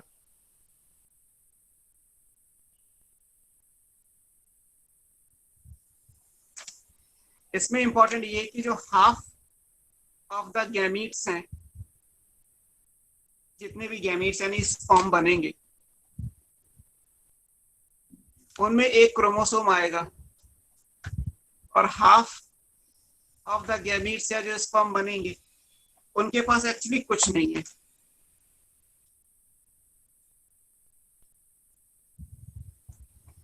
आधे में तो एक क्रोमोसोम आ रहा है और आधे में कुछ नहीं आ रहा, मतलब जहां पे जैसे एक्स वाई होता तो हमारी बॉडी में एक्स वाई होता है तो 50% स्पर्म एक्स होते हैं, 50% स्पर्म वाई होते हैं, बट एक्चुअली यहाँ पे 50% में एक्स तो है बट 50% में कुछ नहीं है। अब क्योंकि इसका कोई काउंटर पार्ट नहीं है तो ये अननोन था, क्योंकि ये अननोन था इसलिए यहाँ से इसको नाम दे दिया गया, इसको एक्स बॉडी का नाम दिया गया। ये जो एक्स क्रोमोसोम लिखा हुआ है इसको नाम हैंकिन ने क्या दिया था, एक्स बॉडी। जब कोई चीज अननोन होती है तो उसको नाम एक्स रख देते हैं, तो एक्स बॉडी का नाम दे दिया गया, बाद में जाके ये एक्स क्रोमोसोम कहलाया, बट हैंकिन ने जो नाम दिया था वो एक्स बॉडी। कि जब आप मेल बग के अंदर स्पर्मेटोजेनेसिस करेंगे तो आधे स्पर्म में तो एक्स क्रोमोसोम जाएगा, आधे में कुछ नहीं जाएगा। अभी हम 5 मिनट में पहुंच जाएंगे, फिर इसको एक्स ओ टाइप का डिटर्मिनेशन माना जाएगा। ओ मतलब खाली, एक्स वाई की जगह एक्स ओ आ जाएगा मेल में, और यहाँ लिखा हुआ है मेल बग्स के अंदर इसी टाइप का होता है। बाद में स्टीवेंस, हालांकि नाम एनसीईआरटी में नहीं है बट याद कर लीजिए, इन्होंने वाई क्रोमोसोम को डिस्कवर किया।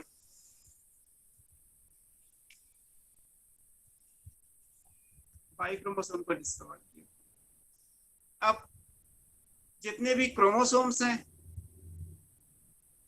आप पढ़ते ही हैं, उनको फंक्शनल बेसिस पे 2 में डिवाइड करते हैं। कुछ ऑटोसोम्स हैं जिन्हें आप सोमैटिक क्रोमोसोम्स कहते हैं, और कुछ एलोसोम हैं जो सेक्स क्रोमोसोम कहलाते हैं, बिकॉज ये सेक्स डिटर्मिनेशन के लिए चाहिए। जैसे हमारी बॉडी में 23 पेयर ऑफ क्रोमोसोम है, तो 22 पेयर ऑफ क्रोमोसोम तो सोमैटिक क्रोमोसोम है, ऑटोसोम्स, और 23rd पेयर ऑफ क्रोमोसोम हमारी बॉडी का सेक्स क्रोमोसोम का है, तो ये सेक्स क्रोमोसोम की बात आ जाएगी। बाद में कोरेंस का नाम आएगा,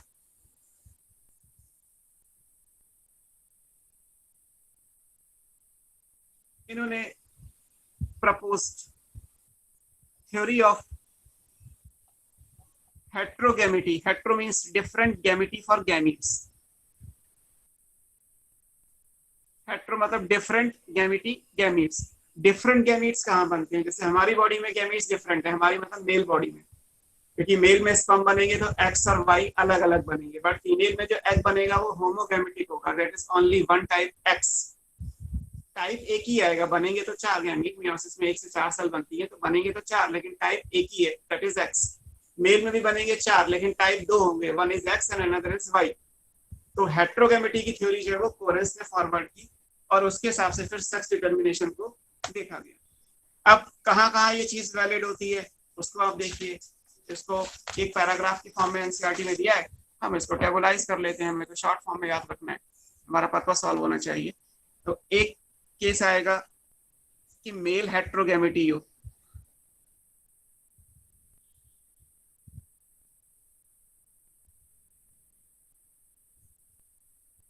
अगर मेल हेट्रोगैमिटी है तो वहां एक पॉसिबिलिटी आती है X X X Y type,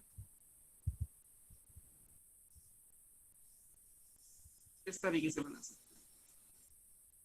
ये टाइप हो गया, मैं लिख दे रहा हूं, मेल फीमेल।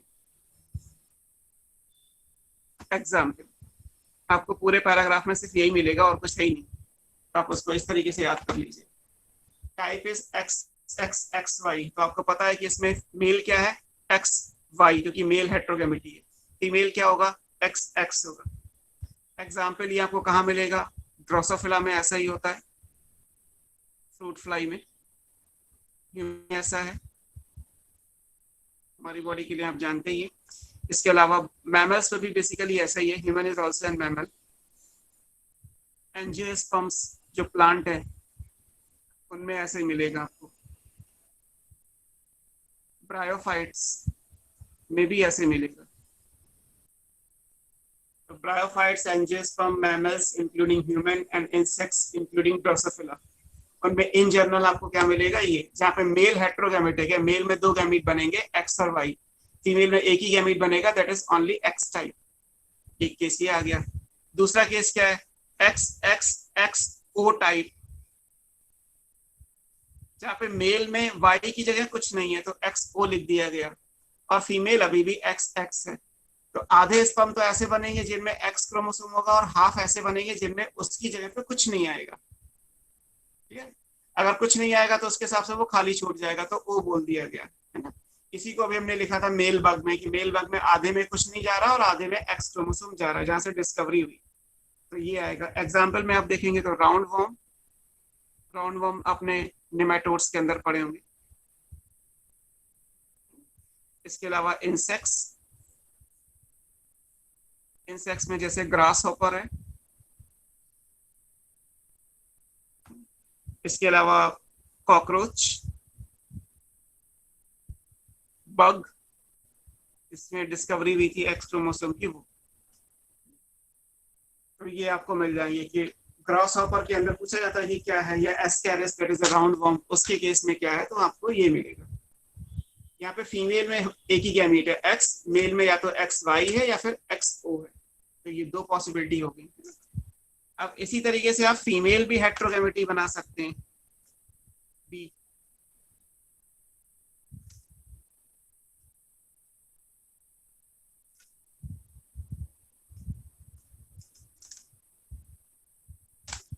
अगर फीमेल हेट्रोगैमेटी होगी तो पॉसिबिलिटी क्या क्या आएंगी वो देख सकते हैं।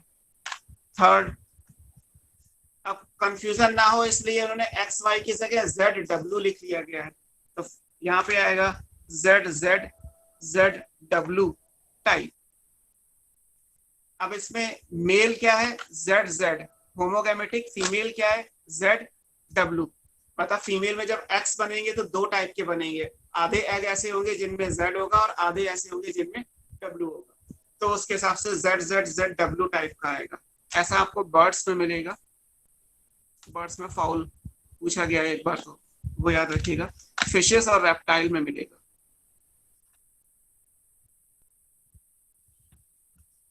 ये 3 एनसीईआरटी में दिए हैं बस, इसके अलावा चौथा एनसीईआरटी में तो नहीं है, बट काउंटर पार्ट है। अगर डब्ल्यू की जगह मान लीजिए कुछ ना हो तो Z Z Z O type बन जाएगा।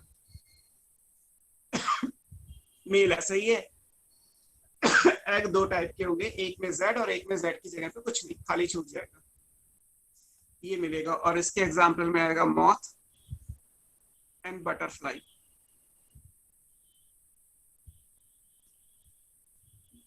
अब अगर आप यहां से देखोगे तो मॉथ्स एंड बटरफ्लाई भी इंसेक्ट्स हैं, ग्रासहॉपर, कॉकरोच एंड बग्स भी इंसेक्ट हैं, और ड्रोसोफिला भी इंसेक्ट है।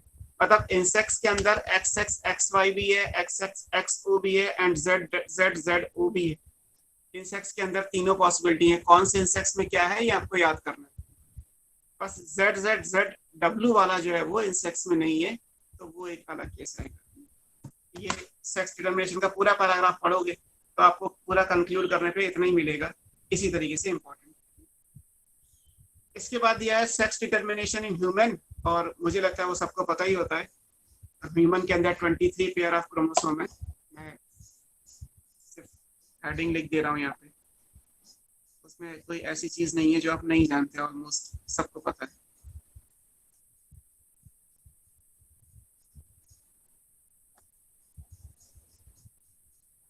ह्यूमन में 23 पेयर ऑफ क्रोमोसोम होते हैं, उसमें से 22 पेयर हमारे ऑटोसोम्स हैं, 23rd पेयर हमारा सेक्स क्रोमोसोम है, and that is in male XY and female में XX। तो यहाँ से सिंपल हो गया, मेल में 2 टाइप के स्पर्म बनेंगे X और Y, फीमेल में 1 टाइप का एग बनेगा X। X स्पर्म अगर XX से कंबाइन करता है तो जाइगोट में XX बन जाएगा, तो फीमेल बन जाएगी, और XY टाइप का स्पर्म अगर फीमेल के एग वाले से कंबाइन करता है तो XY आ जाएगा, मतलब वो मेल बन जाएगा। तो मेल बनाने की जो प्रोबेबिलिटी है, या मेल या बेबी बॉय होने की जो प्रोबेबिलिटी है, वो मेल के पास है, फीमेल के पास नहीं, बिकॉज वाई क्रोमोसोम फादर से आता है, मदर से नहीं। तो ये सारी चीजें already sex determination in human उस पैराग्राफ के अंदर निकली हुई। और किसी भी केस में, चाहे 10th प्रेगनेंसी ही क्यों ना हो, ऐसे क्वेश्चंस मिल जाएंगे कि किसी कपल की 3 डॉटर्स हैं, what will be the probability of 4th baby as a daughter. तो 3 डॉटर है तो चौथी डॉटर होने की प्रोबेबिलिटी क्या है, 50%, because every time there is 2 possibility, male और फीमेल, क्योंकि पता नहीं है कि कौन सा स्पर्म एक्स के साथ कंबाइन करेगा, एक्स करेगा या वाई करेगा। तो सिर्फ हमें ये पता है कि या तो ZZ होगा, तो सॉरी, या तो XX होगा तो फीमेल, या फिर Y होगा तो फिर मेल। तो उसके हिसाब से बस आपको याद रखना है कि ये पॉसिबिलिटी आ जाएगी।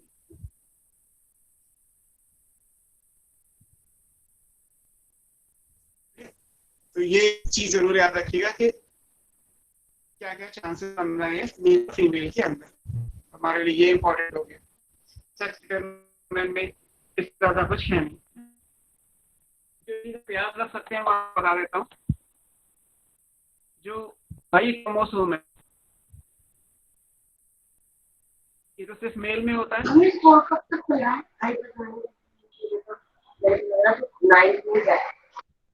कुछ कह रहे हैं आप लोग कोई? सर स्क्रीन ब्लर हो रही है, मैं कह रहा था। स्क्रीन ब्लर्ड हो रही है।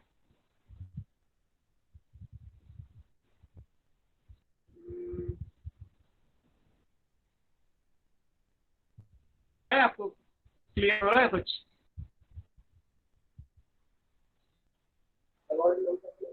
नहीं सर।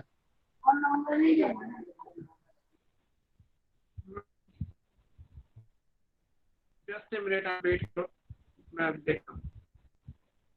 आपके वहां से ठीक है, मैं रीजॉइन करके देखूं क्या? ये देखो, आपसे तो ओके, मेरे पॉइंट ऑफ व्यू से तो नहीं सर, ब्लरी आ रही है। जस्ट ए मिनट, मैं भी करके देखता हूँ।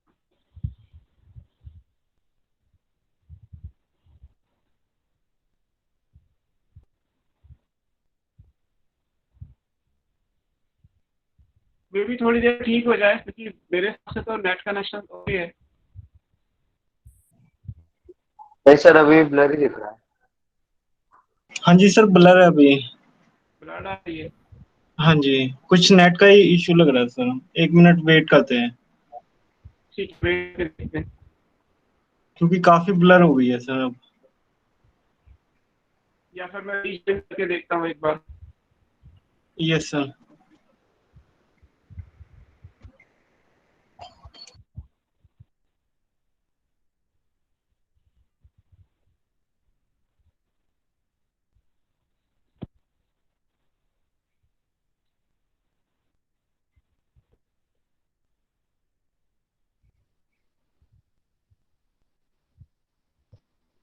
होते हैं रिश्तों में।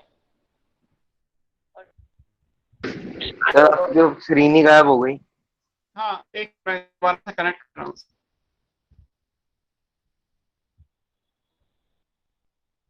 हाँ जी सर, अब क्लियर है सर, फिर ब्लर हो गई सर, हिल गया कैमरा शायद।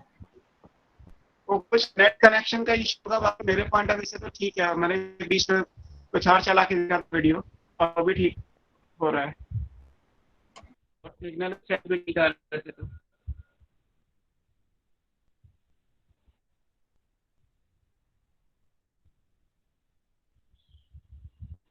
ठीक है, तो वाई क्रोमोसोम में बस आपको ये याद रखना है कि वाई क्रोमोसोम मेल में है। क्रोमोसोम के बारे में हमने कहीं हेमिजाइगोट का पढ़ा था मैंने, तो ये चीजें बताई थी। ह्यूमन में वाई क्रोमोसोम एक्चुअली इस तरीके से बनेगा,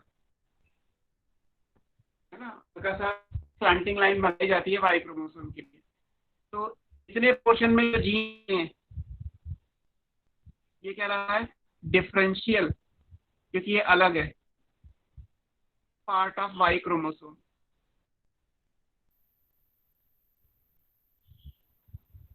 और जो यहाँ तक का पार्ट वो कहलाता है homologous, part of Y chromosome.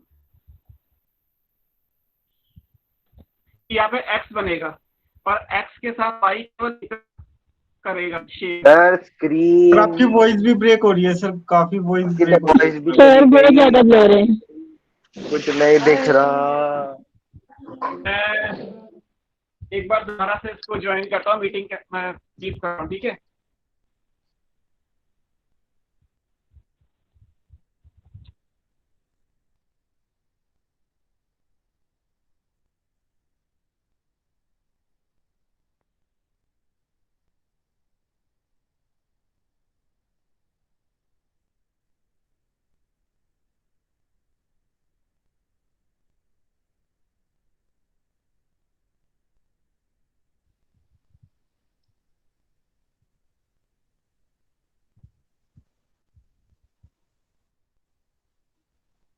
कुछ आ रहा है क्लियर?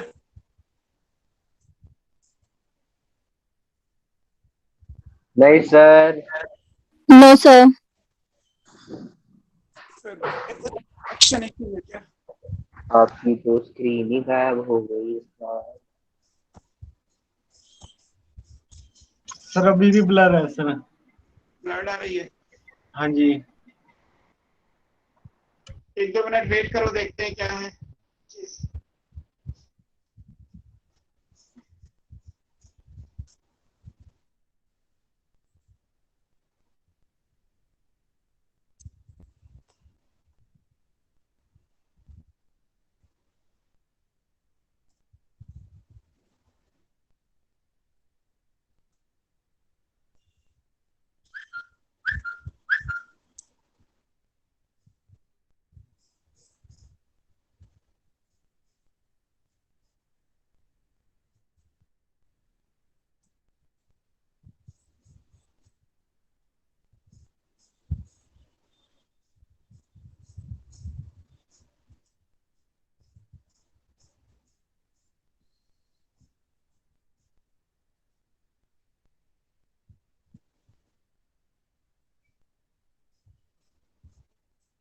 सर आ रहा है क्लियर? हाँ बोलो। नहीं सर, तब तक आप इस टेस्ट का सिलेबस बता दो। इस टेस्ट में मैं जितना भी आज ये लेक्चर पूरा हो जाएगा, आई थिंक सेक्स डिटरमिनेशन तो हो ही गया। इसके बाद हाँ तो सर यही वाला चैप्टर है?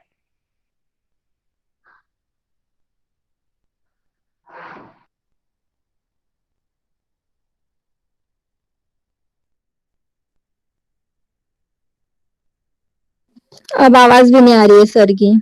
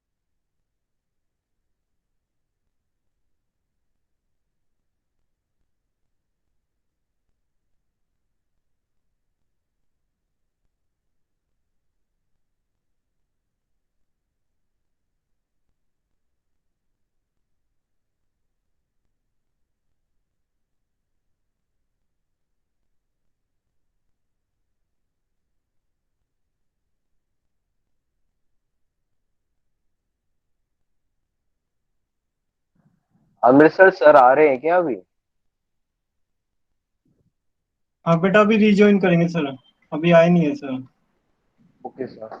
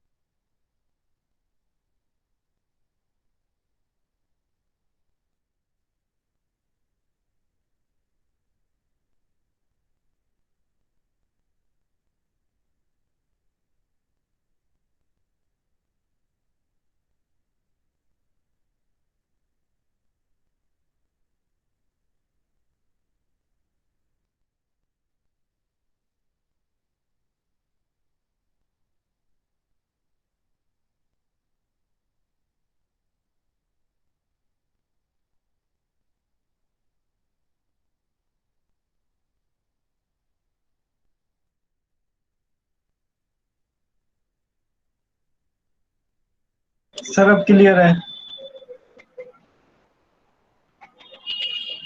सर अब क्लियर है।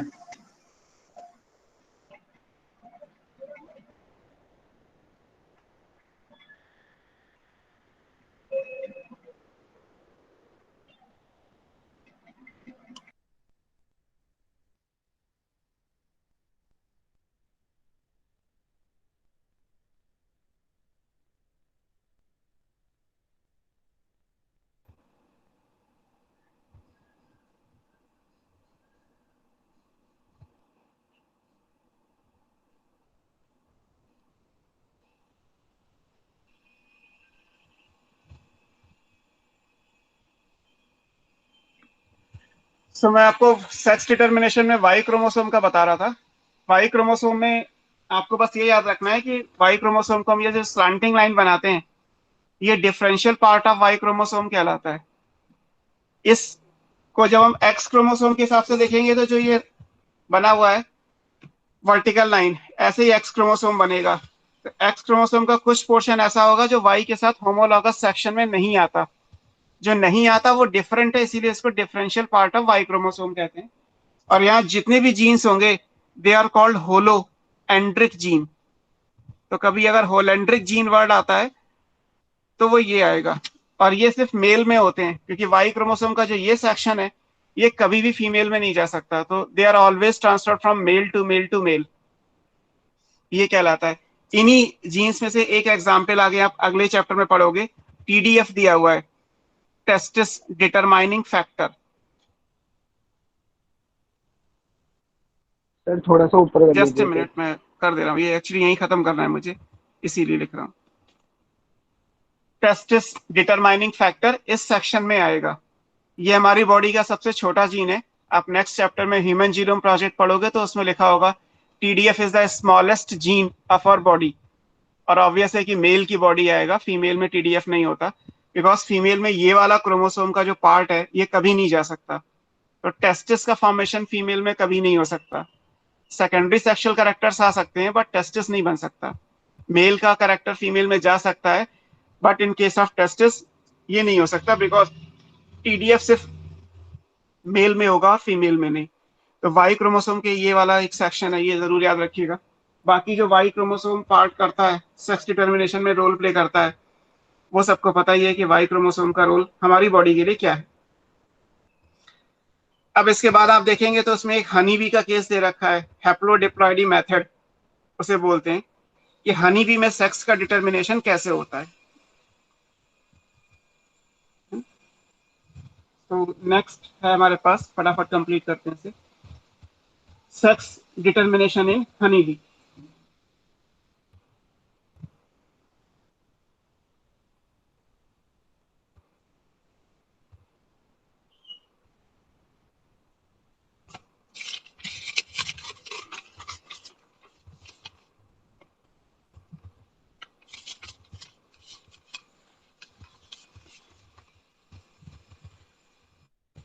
sex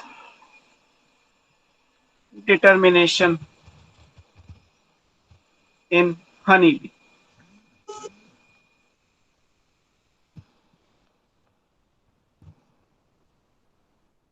इसको देखते हैं क्या हनीबी में सेक्स डिटर्मिनेशन जब आएगा तो इस बेसिस पे आएगा कि हनीबी में एक्चुअली क्या है कि हैप्लॉइड और डिप्लॉइड दोनों टाइप के इंडिविजुअल्स होते हैं। तो जब दोनों टाइप के इंडिविजुअल्स होंगे तो फिर यहाँ पे एक ये बात आती है कि इसे हैप्लोडिप्लॉइडी मेथड बोला जाता है। हैप्लॉइड भी है और डिप्लॉइड भी है, ये इंपॉर्टेंट आ जाएगा।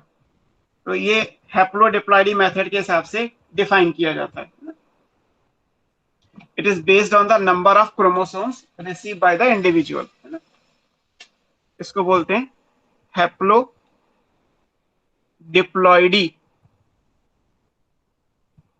मेथड, ये आता है। हनीबी में एक्चुअली क्या है, हनीबी में जो मेल है को देख रहा होगा, male is haploid n is equal to 16।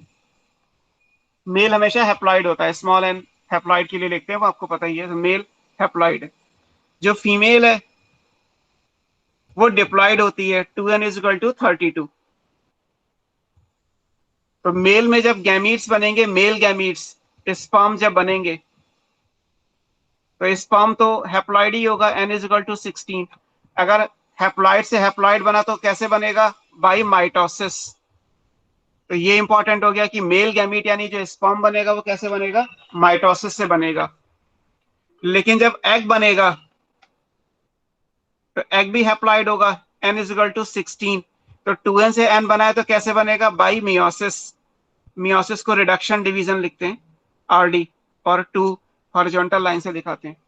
तो ये इंपॉर्टेंट हो गया कि मेल में जो स्पर्म बनेंगे वो बनेंगे माइटोसिस से, जबकि फीमेल में जो एग बनेंगे वो मियोसिस से बनेंगे।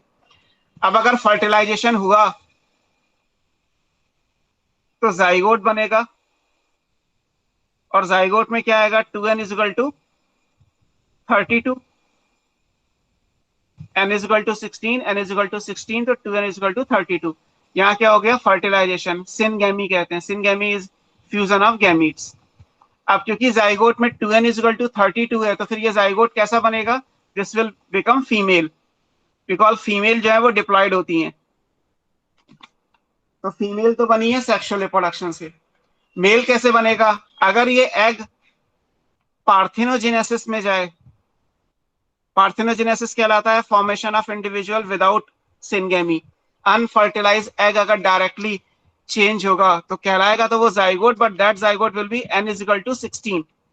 और अगर n इज इक्वल टू 16 है, हैप्लॉइड है, तो ये क्या बनेगा, it will develop into male. अब इसको आप जब पैराग्राफ की फॉर्म में पढ़ोगे तो एनसीईआरटी में लिखा है कि फीमेल और मेल के अंदर क्रोमोसोम नंबर अलग अलग है। फीमेल में जो एग बनेंगे that is form by normal way, that is meiosis, because they are haploid and females are diploid. But in case of male जब स्पर्म बनेंगे तो वो माइटोसिस से बनेंगे। तो एक तो ये याद रखना है। फिर जब फर्टिलाइजेशन होगा तो क्योंकि जाइगोट डिप्लॉइड है, और अगर वो डिप्लॉइड है तो वो फीमेल में चेंज होगा। हालांकि जाइगोट अगर पार्थिनोजेनेसिस से बना तो it will change into male. Male honey bee में क्या कहलाते हैं, दे आर कॉल्ड ड्रोन, इनको ड्रोन्स बोलते हैं। और जो फीमेल है वो एक्चुअली दो टाइप की होती हैं, एक क्वीन कहलाती है और एक नर्सिंग बीज होती हैं जिन्हें वर्कर कहते हैं।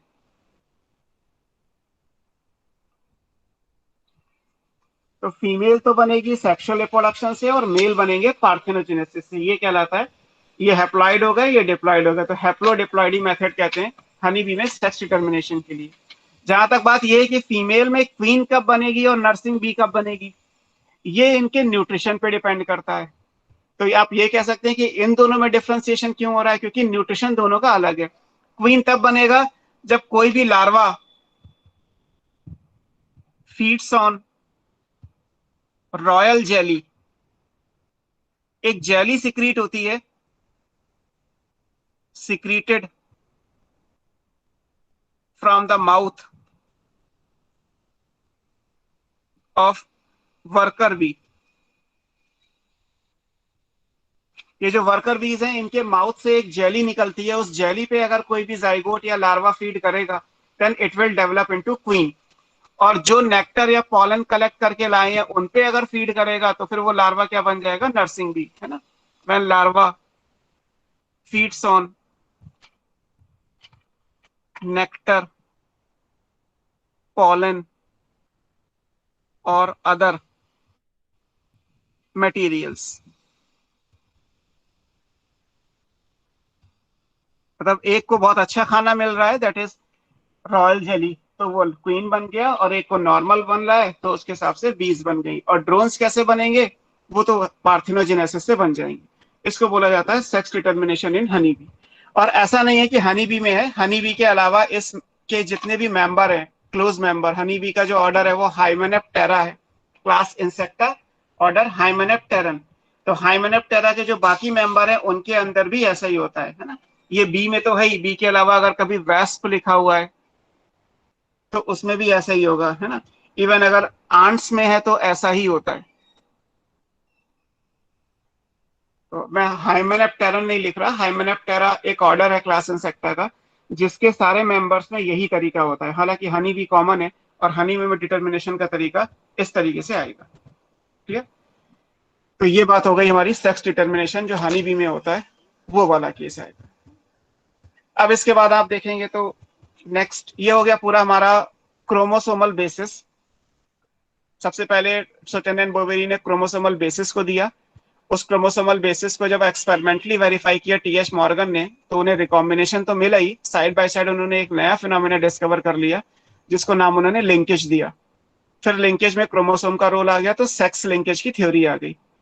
बाद में फिर जब क्रोमोसोम आ गए तो ये देखा गया कि इंडिविजुअल में मेल फीमेल डिसाइड करने के लिए क्रोमोसोम्स का रोल क्या है, that is sex determination in different organism. हमने अलग अलग ऑर्गेनिज्म के लिए पढ़ा, तो 4 अलग अलग टाइप के मेथड हैं एज पर थ्योरी ऑफ हेट्रोगेमिटी, कि डिफरेंट टाइप के गैमीट किस में बनेंगे, मेल में XY या XO, या फीमेल में ZW या ZO।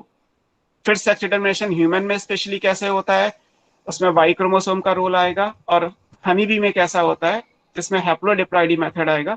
वो सारी चीजें हो गई। तो क्रोमोसोम से रिलेटेड जो भी चीजें एज पर मेंडल रिकॉम्बिनेशन में और as per non Mendel linkage में आती हैं, वो सब हमने कवर अप किया। अब आता है जेनेटिक वेरिएशन, है ना। जो जेनेटिक वेरिएशन होते हैं वो 2 अलग अलग कॉज पे बेस्ड हैं। किसी भी इंडिविजुअल में अगर जेनेटिक्स के थ्रू वेरिएशन आते हैं तो it is based on 2 different causes. One is simply recombination, जो आप पढ़ ही चुके हैं, क्रॉसिंग ओवर। क्रॉसिंग ओवर हमारी बॉडी में वेरिएशंस कॉज करता है। And another one is mutation. जैसे आप एवोल्यूशन पढ़ोगे तो उसमें 2 थ्योरी दी हुई है, तो उसमें एक म्यूटेशन थ्योरी भी है जो ह्यूगो ट्रेविस की है, उससे भी वेरिएशन आते हैं।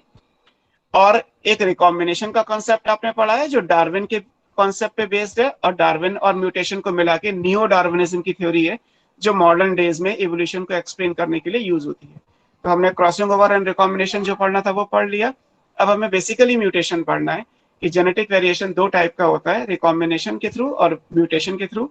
रिकॉम्बिनेशन पढ़ लिया है, म्यूटेशन हमें पढ़ना है। जब आप म्यूटेशन पढ़ेंगे तो म्यूटेशन अलग अलग टाइप के होते हैं। हालांकि म्यूटेशन अलग से कोई डिटेल में टॉपिक नहीं दिया है, बट एनसीईआरटी में थोड़ा थोड़ा सा कहीं कहीं पे दिया हुआ है। तो जितना एनसीईआरटी में है उतना हमारे लिए कॉमन है, उतना हम निकाल के अलग अलग पढ़ लेते हैं। और लास्ट में इन्हीं म्यूटेशन के बेस पे जो ह्यूमन की बॉडी में जेनेटिक डिसऑर्डर होते हैं उनको एक्सप्लेन कर दिया गया, देन ये चैप्टर आपका कंप्लीट हो जाएगा। तो जितना हो सकता है अभी हाफ एन आवर में फटाफट देखते हैं। ये हो गया, सेक्स डिटर्मिनेशन कंप्लीट हो गया।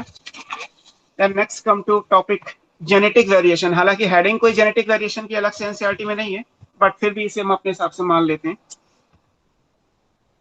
Genetic variations,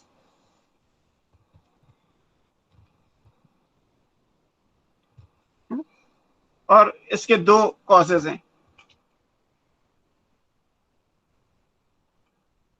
There are 2 causes of genetic variation. One is recombination, crossing over, and another cause is mutation.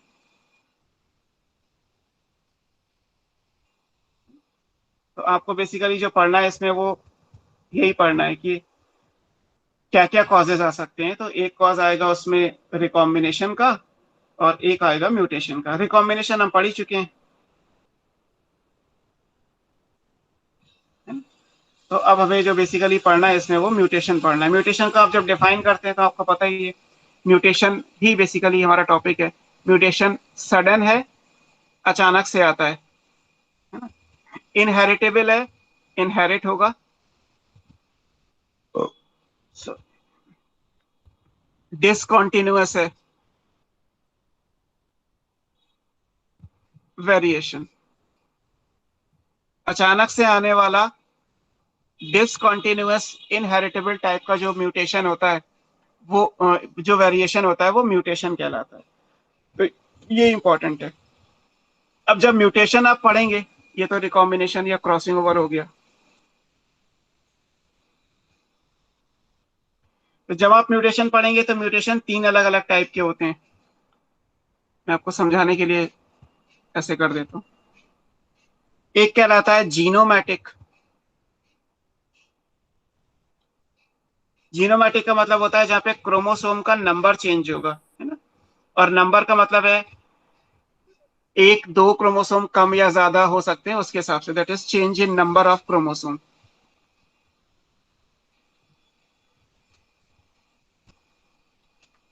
अगर क्रोमोसोम का नंबर चेंज होगा तो वो जीनोमैटिक म्यूटेशन कहलाएगा। एक आते हैं chromosomal mutation, that is change in structure of chromosome. Chromosome के स्ट्रक्चर का मतलब है position of genes on chromosome. तो अगर आप जीन्स की पोजीशन को भी आगे पीछे कर देंगे तो भी वो म्यूटेशन हो जाएगा, and that is chromosomal mutation. और थर्ड जो आता है वो कहलाता है जीन म्यूटेशन। और जीन आप आगे मॉलिक्यूलर बायोलॉजी में तो पढ़ोगे। जीन म्यूटेशन का मतलब है change in number of nucleotide, है ना। जीन बनता है न्यूक्लियोटाइड से, डीएनए क्या है, न्यूक्लियोटाइड का सीक्वेंस है। तो एटीजीसी को आगे पीछे करेंगे तो जीन म्यूटेशन कहलाएगा, that is change in number और सीक्वेंस ऑफ न्यूक्लियोटाइड।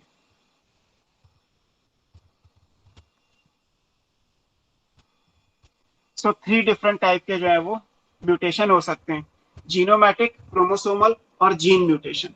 क्लियर? ये अब जब आप जीनोमैटिक म्यूटेशन पढ़ेंगे तो उसमें एनसीईआरटी में क्या दिया हुआ है, तो उसमें एनसीईआरटी में 2 टाइप दिए हुए हैं। जीनो म्यूटेशन भी, जीनोमिक म्यूटेशन जो है वो 2 अलग अलग टाइप का है। एक कहलाता है पॉलीपोलाइडी और एक कहलाता है एन्यूपोलाइडी। पॉलीपोलाइडी में क्या होता है, पॉलीपोलाइडी में जो भी है वो मोर देन 2 सेट्स आएंगे।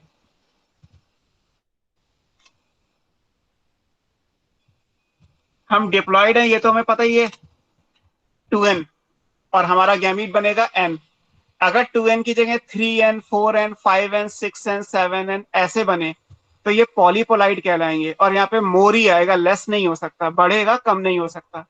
तो 2n से ज्यादा अगर क्रोमोसोम का लेवल है, जीनोम हमारा कहलाता है बेसिक सेट ऑफ क्रोमोसोम। आपको डेफिनेशन में पढ़ाया था स्टार्टिंग में। हमारा basic set of chromosome 23 chromosome का है।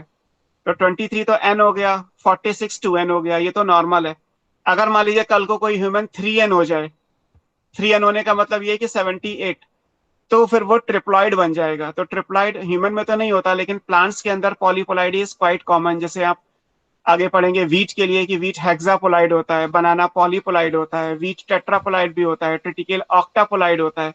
तो number 3n, 4n, 6n, 8n ऐसे अगर बढ़ेगा तो वो पॉलीपोलाइडी कहलाती है ना। तो पॉलीपोलाइडी आती है more than 2 sets of genome की वजह से। पॉलीपोलाइडी नेचर में क्यों होती है, उसका रीजन एनसीईआरटी में दिया है कि ये है क्यों, इट इज ड्यू टू, है ना। इसका रीजन क्योंकि एनसीईआरटी में तो आपको याद रखना है, फेलियर ऑफ साइटोकाइनेसिस। अगर मान लीजिए कैरियोकाइनेसिस हो जाए तो एक सेल के अंदर 2 न्यूक्लियस बन गए, टीलोफेज के बाद 2 न्यूक्लियस बन जाते हैं, फिर आप साइटोकाइनेसिस करते हैं। यहाँ पे क्या लिखा है, फेलियर ऑफ साइटोकाइनेसिस। अगर साइटोकाइनेसिस ना हो तो एक सेल के अंदर 2n से 4n क्रोमोसोम बन गए। भाई एक सेल में 2 न्यूक्लियस है, एक न्यूक्लियस में 2n, दूसरे न्यूक्लियस में 2n। होना तो ये चाहिए था कि साइटोप्लाज्म डिवाइड करे तो एक सेल में 2n आएगा, माइटोसिस में क्रोमोसोम नंबर सेम रहता है। बट क्योंकि साइटोकाइनेसिस नहीं हो रही तो उससे क्या होगा, एक सेल के अंदर 2 न्यूक्लियस और total 4 N number of chromosome बन जाएंगे, मतलब वो टेट्रापोलाइड बन जाएगा। और टेट्रापोलाइड क्या होगा, पॉलीपोलाइड। तो it arise due to failure of cytokinesis, है ना, आफ्टर टीलोफेज साइटोकाइनेसिस आती है, वो आप जानते ही हैं, जिसकी वजह से ऐसा होगा, है ना। And this is quite common in plant. Plants में पॉलीपोलाइडी जो है वो कॉमन है। इवन आप आगे पढ़ेंगे कि पॉलीपोलाइडी को इंड्यूस भी किया जा सकता है, ये तो अपने आप हुआ नेचर में। अगर हमने केमिकल्स को यूज करके किया तो कॉल्चिसिन, आप पढ़ते हैं कि कॉल्चिसिन को यूज करके पॉलीपोलाइडी इंड्यूस कर सकते हैं, है ना। इट इज इंड्यूस्ड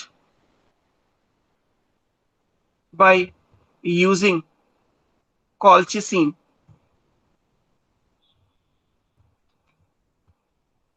कॉल्चिसिन एक ड्रग है obtain from plant colchicum autumnale. ये प्लांट है जिससे कॉल्चिसिन निकाला जाता है। फैमिली लिलिएसी है, और लिलिएसी फैमिली आपकी बुक में है, मॉर्फोलॉजी में, सिलेबस में, वहां भी आप देख सकते हैं। तो कॉल्चिसिन एक नेचुरल ड्रग है जिससे कॉल्चिकम ऑटमनेल मिलता है, और वो पॉलीपोलाइडी इंड्यूस करने के लिए यूज किया जाता है। प्लांट्स में इसका सिग्निफिकेंस है, और जब आप strategies for enhancement of food production पढ़ेंगे तो वहां पे आपको मिल जाएगा कि 50% ऑफ द वेजिटेबल क्रॉप्स जो हम अभी यूज करते हैं फ्रूट्स और वेजिटेबल्स में, they are polyploid in nature. Banana, grapes, ये सब क्या है, ये सारी पॉलीपोलाइड्स हैं। तो उस पॉइंट ऑफ व्यू से पॉलीपोलाइडी जो है वो इंपॉर्टेंट है। ठीक है, फिर आती है बात एन्यूपोलाइडी की। एन्यूपोलाइडी में क्या होगा, चेंज इन नंबर तो है, बट नंबर में कोई एक क्रोमोसोम या 2 क्रोमोसोम कम या ज्यादा होंगे। जैसे एक तो तरीका ये है कि 23 से 46 नॉर्मल हो गया हमारा, हम अपने लिए बात कर लेते हैं। अगर मान लीजिए कल को 46 की जगह ये और बढ़ जाए, 2n इज इक्वल टू 46 है तो फिर 3n इज इक्वल टू आ जाए। 3n जब आएगा तो वो बन जाएगा 69। 23 इंटू 3 कर लेंगे तो, लेकिन 69 वाला ट्रिप्लॉइड ह्यूमन तो कोई होता नहीं, बट प्लांट्स में होते हैं, तो प्लांट्स में हमने ये पढ़ लिया। अब अगर 1 या 2 क्रोमोसोम, पूरा सेट नहीं करना है, केवल 1 या 2 क्रोमोसोम कम या ज्यादा करें तो एन्यूपोलाइडी कहलाएगा। मान लीजिए 46 की जगह 47 हो जाए या 45 हो जाए तो वो क्या कहलाएगा, एन्यूपोलाइडी। या 44 हो जाए या 48 हो जाए, 1 और 2 नॉर्मली यही रहता है, 1 या 2 क्रोमोसोम कम या ज्यादा होंगे तो वो कहलाएगा एन्यूपोलाइडी। एन्यूपोलाइडी में क्या होगा, देयर इज एडिशन, मतलब एक क्रोमोसोम को, या डिलीशन। तो एडिशन या डिलीशन ऑफ 1 और फ्यू क्रोमोसोम्स होंगे तो उसके हिसाब से 1 और 2 क्रोमोसोम्स होंगे तो एन्यूपोलाइडी वर्ड आ जाएगा। क्लियर। एन्यूपोलाइडी में देखते हैं क्या क्या है, यहां लिखा हुआ है।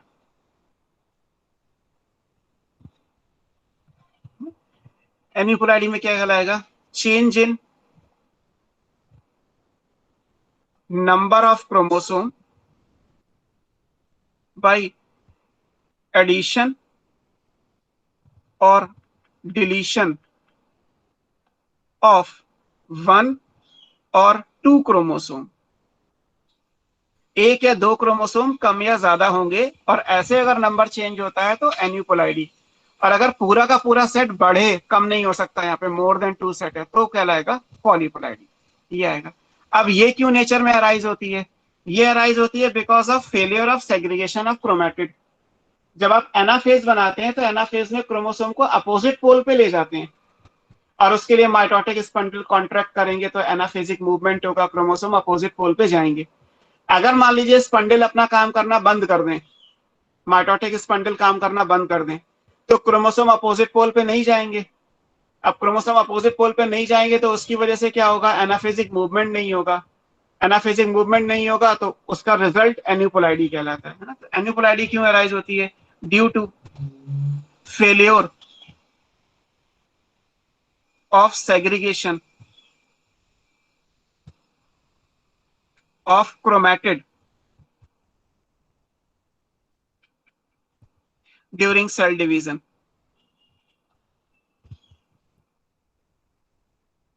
एनाफेजिक मूवमेंट को अगर आप पढ़ेंगे वहां पे सेल डिवीजन वाले चैप्टर में सर ने आपको पढ़ाया होगा, तो वो डिसजंक्शन कहलाता है, क्योंकि अपोजिट पोल पे क्रोमैटिड जाते हैं तो डिसजंक्शन ऑफ क्रोमोसोम बोला जाता है। अब क्योंकि यहाँ पे ये फेल हो गया तो यहाँ वर्ड क्या आता है, पूछा गया है एग्जाम में, it is called non disjunction of chromosome at anaphase. Anaphase पे क्रोमोसोम या क्रोमेटिड अपोजिट पोल पे नहीं जा पा रहा है क्योंकि स्पंडल काम नहीं कर रहे, तो नॉन डिसजंक्शन ऑफ क्रोमोसोम बोला जाता है। और ये एन्यूपोलाइडी का कॉज है नेचर में। ये एन्यूपोलाइडी के बारे में हो गया। अब यहाँ पे एक या दो क्रोमोसोम कम या ज्यादा होंगे, वो चीज आएगी, तो उसको हम फटाफट देख लेते हैं। एन्यूपोलाइडी को फर्दर अगर आप देखेंगे तो एन्यूपोलाइडी अलग अलग टाइप्स की है, मैं यहाँ कर देता हूँ आपको। This is aneuploidy. अब ये फर्दर दो टाइप की है, और वो टाइप्स क्या क्या है, या तो क्रोमोसोम नंबर कम होगा या ज्यादा होगा। अगर मान लीजिए ज्यादा है तो ये कहलाएगा हाइपर, हाइपर मतलब एक्सेस हो गया है ना, तो ये बन जाएगा हाइपरपोलाइडी। कम हो जाएंगे तो बन जाएगा हाइपोपोलाइडी। हाइपर में क्या होगा, एडिशन ऑफ क्रोमोसोम। यहाँ क्या होगा, डिलीशन ऑफ क्रोमोसोम। हम क्रोमोसोम का पढ़ रहे हैं तो बार बार क्रोमोसोम नहीं लिख रहा, एडिशन और डिलीशन ऑफ क्रोमोसोम, तो हाइपर और हाइपोपोलाइडी बन जाएंगे, है ना, ये वर्ड आ जाएंगे। ठीक है, तो ये आपको याद रखना है। अब ये हाइपरपोलाइडी अगर आप देखोगे तो ये अलग अलग टाइप की है। क्या क्या टाइप है इसमें, एक टाइप है ट्राइसोमी, है ना। ट्राइसोमी क्या कहलाता है, इसे लिखा जाता है 2n+1। एक क्रोमोसोम केवल बढ़ाना है हमें। मान लीजिए हमारी बॉडी में 46 क्रोमोसोम है, अगर 47 हो जाए 47, तो वो क्या कहलाएगा, ट्राइसोमी। अब एक क्रोमोसोम आप कहाँ बढ़ाओगे, क्योंकि हमारे पास तो 23 पेयर ऑफ क्रोमोसोम है, आपको ट्राइसोमी कौन से नंबर पे करनी है वो आपको मेंशन करना होगा, तो वो इंपॉर्टेंट है ना। 2n+1 लिखा है तो it means addition of 1 chromosome. अब एक क्रोमोसोम आपको बढ़ाना है, तो इसके एग्जाम्पल में आगे आप पढ़ोगे, एक नाम आएगा डाउन सिंड्रोम,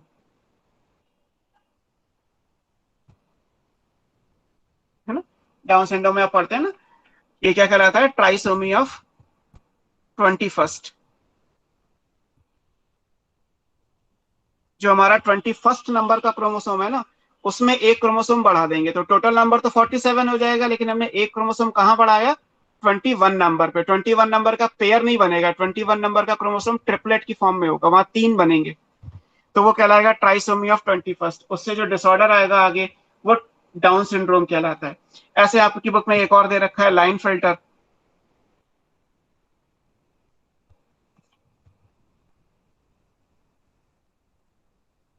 ये भी ट्राइसोमी है एक्स क्रोमोसोम की।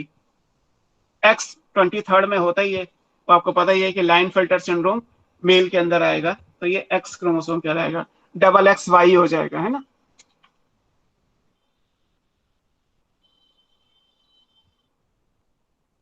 इन मेल तो XX 47 यहाँ भी आएगा, 47 यहाँ आएगा, बट यहाँ 23rd क्रोमोसोम है, और 23rd में भी हमने बढ़ाया क्या, क्योंकि ह्यूमन मेल में 23rd क्रोमोसोम में एक्स और वाई दोनों है, तो आप वाई बढ़ाओगे या एक्स बढ़ाओगे, तो इसलिए लिखा है कि ट्राइसोमी ऑफ एक्स है, ट्राइसोमी ऑफ वाई नहीं है। ट्राइसोमी ऑफ एक्स क्रोमोसोम होगी तो उसके हिसाब से वो क्या कहलाएगा, लाइन फिल्टर सिंड्रोम कहलाएगा, है ना। ये इंपॉर्टेंट हो गया, है ना। अब ट्राइसोमी की जगह फिर हालांकि दूसरा केस अगर आप पढ़ें, हालांकि है तो कुछ नहीं, वो टेट्रासोमी है। ये है 2n+2, दो क्रोमोसोम एक साथ आप बढ़ाएंगे। हालांकि ऐसा कोई एग्जाम्पल हमारी बॉडी में तो नहीं है, हमें कुछ पढ़ना नहीं है, बट ये कंडीशन याद रखिएगा 2n+2, मतलब जहां भी आप दो क्रोमोसोम बढ़ाएंगे वहां पे वो क्रोमोसोम का पेयर नहीं बनेगा, कॉटलेट बन जाएगा, वहां पे वही नंबर लिखा है। मान लीजिए टेट्रासोमी ऑफ 11th क्रोमोसोम, तो 11 क्रोमोसोम का पेयर ना बना के 11 क्रोमोसोम के 4 क्रोमोसोम बनेंगे, वो क्वाड्रिप्लेट की फॉर्म में होगा, ट्रिपलेट की फॉर्म में यहाँ पे क्वाड्रिप्लेट, और डिप्लॉयड होता है तो फिर डुप्लेट की फॉर्म में तो हमेशा होता है, और गैमीट्स में सिंगल होता है तो सिंगलेट कहलाएगा। तो उस हिसाब से दो बढ़ जाएंगे या एक बढ़ जाए तो ये हाइपर कहलाता है। ऐसे फिर हाइपो है, अगर आप कम करेंगे तो क्या बनेगा, कम करेंगे तो फिर यहाँ पे एक कंडीशन आती है,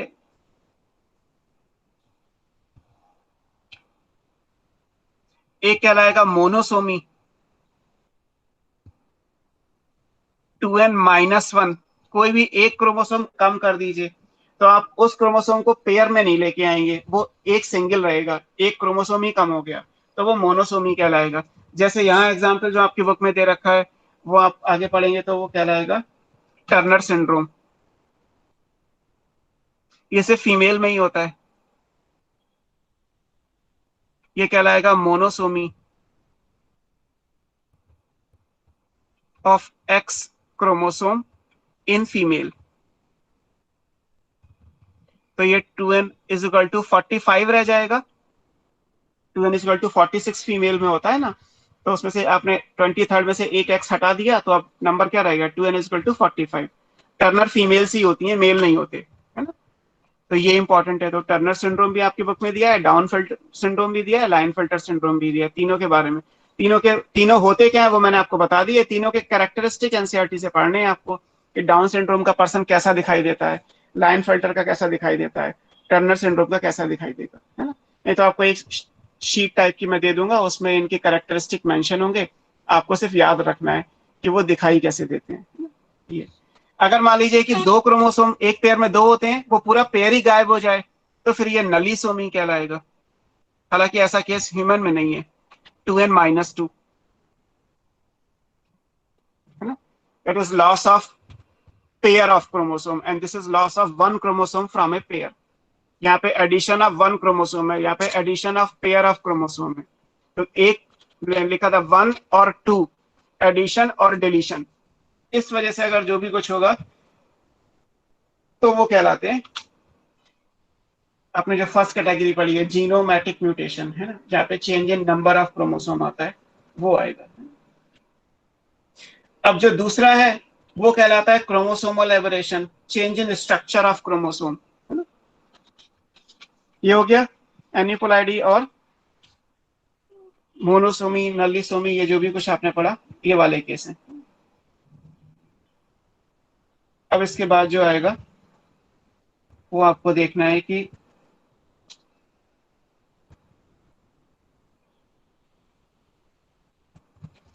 सेकंड कैटेगरी में change in structure of chromosome आएगा। क्रोमोसोम का स्ट्रक्चर बनता है नंबर ऑफ जीन से, तो अगर आप जीन का नंबर कम या ज्यादा कर दें, अभी तो हम एक क्रोमोसोम कम या ज्यादा कर रहे थे, अब हम एक क्रोमोसोम पे 1000 जीन है, आप उसमें से 12 जीन काट के अलग कर दीजिए तो पता चला कि फिर वो 988 बची, 1000 में से कुछ जीन कम हो गई, जीन्स का लॉस हो गया। या आपने उसमें 12 ऐड कर दी तो 1012 हो गई, तो जीन का एडिशन हो गया। अभी क्रोमोसोम का एडिशन डिलीशन था, अब जो आप पढ़ने वाले हैं वो एक क्रोमोसोम पे जो टोटल नंबर ऑफ जीन्स होती हैं उनमें से हम किसी को कम या ज्यादा करेंगे तो वो change in structure of chromosome कहलाएगा, and that will be second category, that is chromosomal mutation.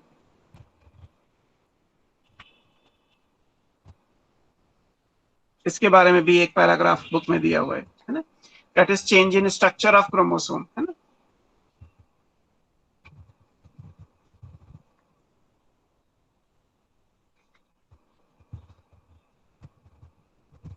और क्रोमोसोम का स्ट्रक्चर कैसे चेंज होगा वो डिपेंड करता है, कैसे होगा। जैसे एक तरीका है कि लॉस हो, loss of segment of chromosome. अब जब लॉस होगा तो लॉस दो तरीके से हो सकता है, या तो बीच में से हो सकता है इंटर कैलरी सेगमेंट, या टिप से हो सकता है टर्मिनल सेगमेंट। अगर इंटर कैलरी सेगमेंट का लॉस होगा, है ना, बीच में से, तो ये कहलाएगा डिलीशन। अगर किनारे से होता है तो फिर ये कहलाएगा डेफिशिएंसी, है ना। तो ये लॉस के हिसाब से वर्ड आते हैं कि मान लीजिए आपने एक क्रोमोसोम बनाया, फॉर एग्जांपल ये chromosome A B C D E F G H, ये जीन्स हैं 8। अब आपने कहा कि इसमें बीच में से सी डी पार्ट अलग कर दीजिए, तो डिलीशन में क्या बनेगा, डिलीशन में आप क्रोमोसोम रह जाएगा ABTFGH और ये CD अलग हो जाएगा। अब क्योंकि CD पार्ट जो है वो ये सेंट्रोमियर था, CD पार्ट अलग हो गया क्योंकि हमने बीच में से लॉस किया। और अगर मान लीजिए हम ये कहते हैं कि नहीं AB पार्ट लॉस हो जाएगा, तो पता चला ये CDEFGH रहेगा और यहाँ से AB अलग हो जाएगा। तो क्योंकि टर्मिनल पार्ट अलग हुआ तो डेफिशिएंसी, बीच में से अलग हुआ तो फिर वो डिलीशन। तो लॉस अगर सेगमेंट का होगा तो भी वो क्रोमोसोमल म्यूटेशन कहलाएगा, है ना। एक फर्स्ट कैटेगरी है। दूसरी कैटेगरी क्या है, लॉस की जगह आप गेन कर दीजिए, gain of segment of chromosome. अब ये गेन भी दो तरीके का है कि या तो कहीं और से लाके बीच में इंसर्ट कर दीजिए, है ना, तो ये कहलाएगा इंसर्शन। ये सब बुक में टर्म लिखे हुए हैं, बाकी मैंने समझाने के लिए ऐसे बना दिए। और अगर कहीं यहीं का मान लीजिए आपने EF जीन को डुप्लीकेट करके यहीं जोड़ दिया, तो क्रोमोसोम क्या बनेगा, ABCDEF EF दो बार हो गया, तो वो क्या कहलाएगा, डुप्लीकेशन। कहीं और से लाके जोड़ेंगे तो मान लीजिए इसमें KL आपने कहीं और से लाके जोड़ा तो ABCDEFGH KL बन जाएगा। बट अगर आपने यहीं से कोई भी जीन को डुप्लीकेट करके यहीं जोड़ दिया तो ABCDEFGH बन जाएगा। तो ये इंसर्शन और डुप्लीकेशन है जहाँ पे सेगमेंट बढ़ रहे हैं, गेन हो रहा है, यहाँ पे लॉस हो रहा है, बीच में से लॉस हुआ या किनारे से हुआ, उस बेसिस पे अलग अलग है। जो मैं रेड से लिख रहा हूँ बेसिकली वो क्रोमोसोमल म्यूटेशन के टाइप हैं, और होते कैसे हैं वो बुक में लिखा हुआ है कि लॉस से हो सकता है या गेन से हो सकता है ना। इसी तरीके से ये डुप्लीकेशन आपको मैंने बता ही दिया कि डुप्लीकेशन कैसे होगा, ये समझाने के लिए बताया। एक होता है translocation,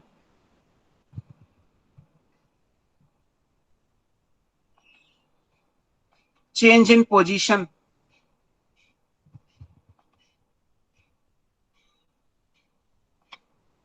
of segment from one chromosome to non homologous chromosome. ये इंपॉर्टेंट है कि एक क्रोमोसोम से निकाल के किसी और क्रोमोसोम पे जोड़ना है, और जो दूसरा क्रोमोसोम है वो नॉन होमोलॉगस होना चाहिए, क्योंकि अगर आपने होमोलॉगस क्रोमोसोम पे तो जोड़ दिया तब तो क्रॉसिंग ओवर हो जाएगा। क्रॉसिंग ओवर का मतलब ही होता है exchange of genetic material between non sister chromatid of a pair of homologous chromosome. तो आपने होमोलॉगस पेयर ऑफ क्रोमोसोम बनाया, दो जीन निकाल के यहाँ जोड़ दिए, यहाँ से दो निकाल के यहाँ जोड़ दिए, तो क्रॉसिंग ओवर हो गया। अगर आपने यहां से निकाल के किसी और नंबर ऑफ क्रोमोसोम पे जोड़े तो पोजीशन उन जीन्स की बदल जाएगी। क्रोमोसोम नंबर 7 से निकाल के आपने क्रोमोसोम नंबर 11 पे जोड़ दिया तो that is called translocation, change in position है from one chromosome to non homologous chromosome, और फिर वो कहलाएगा ट्रांसलोकेशन। इस वजह से भी जो है वो हो सकते हैं। तो ये सब क्रोमोसोमल म्यूटेशन के टाइप है कि क्रोमोसोमल म्यूटेशन कैसे होता है। और फिर इसके बाद आएगा तीसरी category, that is called gene mutation, है ना। जीन म्यूटेशन अगली क्लास में कर लेंगे। जीन म्यूटेशन के साथ साथ उसमें सिकल सेल एनीमिया आएगा और बाकी की जो डिजीज है, डिसऑर्डर है, वो भी हमें पढ़ने हैं। आई थिंक कि वो 1 घंटे में आपका चैप्टर कंप्लीट हो जाएगा। फिलहाल आप टेस्ट के लिए इतना प्रिपेयर कर लीजिए क्योंकि काफी बड़ा चैप्टर है, तो हमारा भी ये पार्ट ये कि यहीं से कंप्लीट हो जाए तो इम्पोर्टेंट है। फिर हम मॉलिक्यूलर बेसिस ऑफ इनहेरिटेंस देखेंगे अगली क्लास, प्रोबेबली फ्राइडे को अगर होती है तो वो केस भी रख देख सकते हैं। कोई डाउट किसी को कुछ?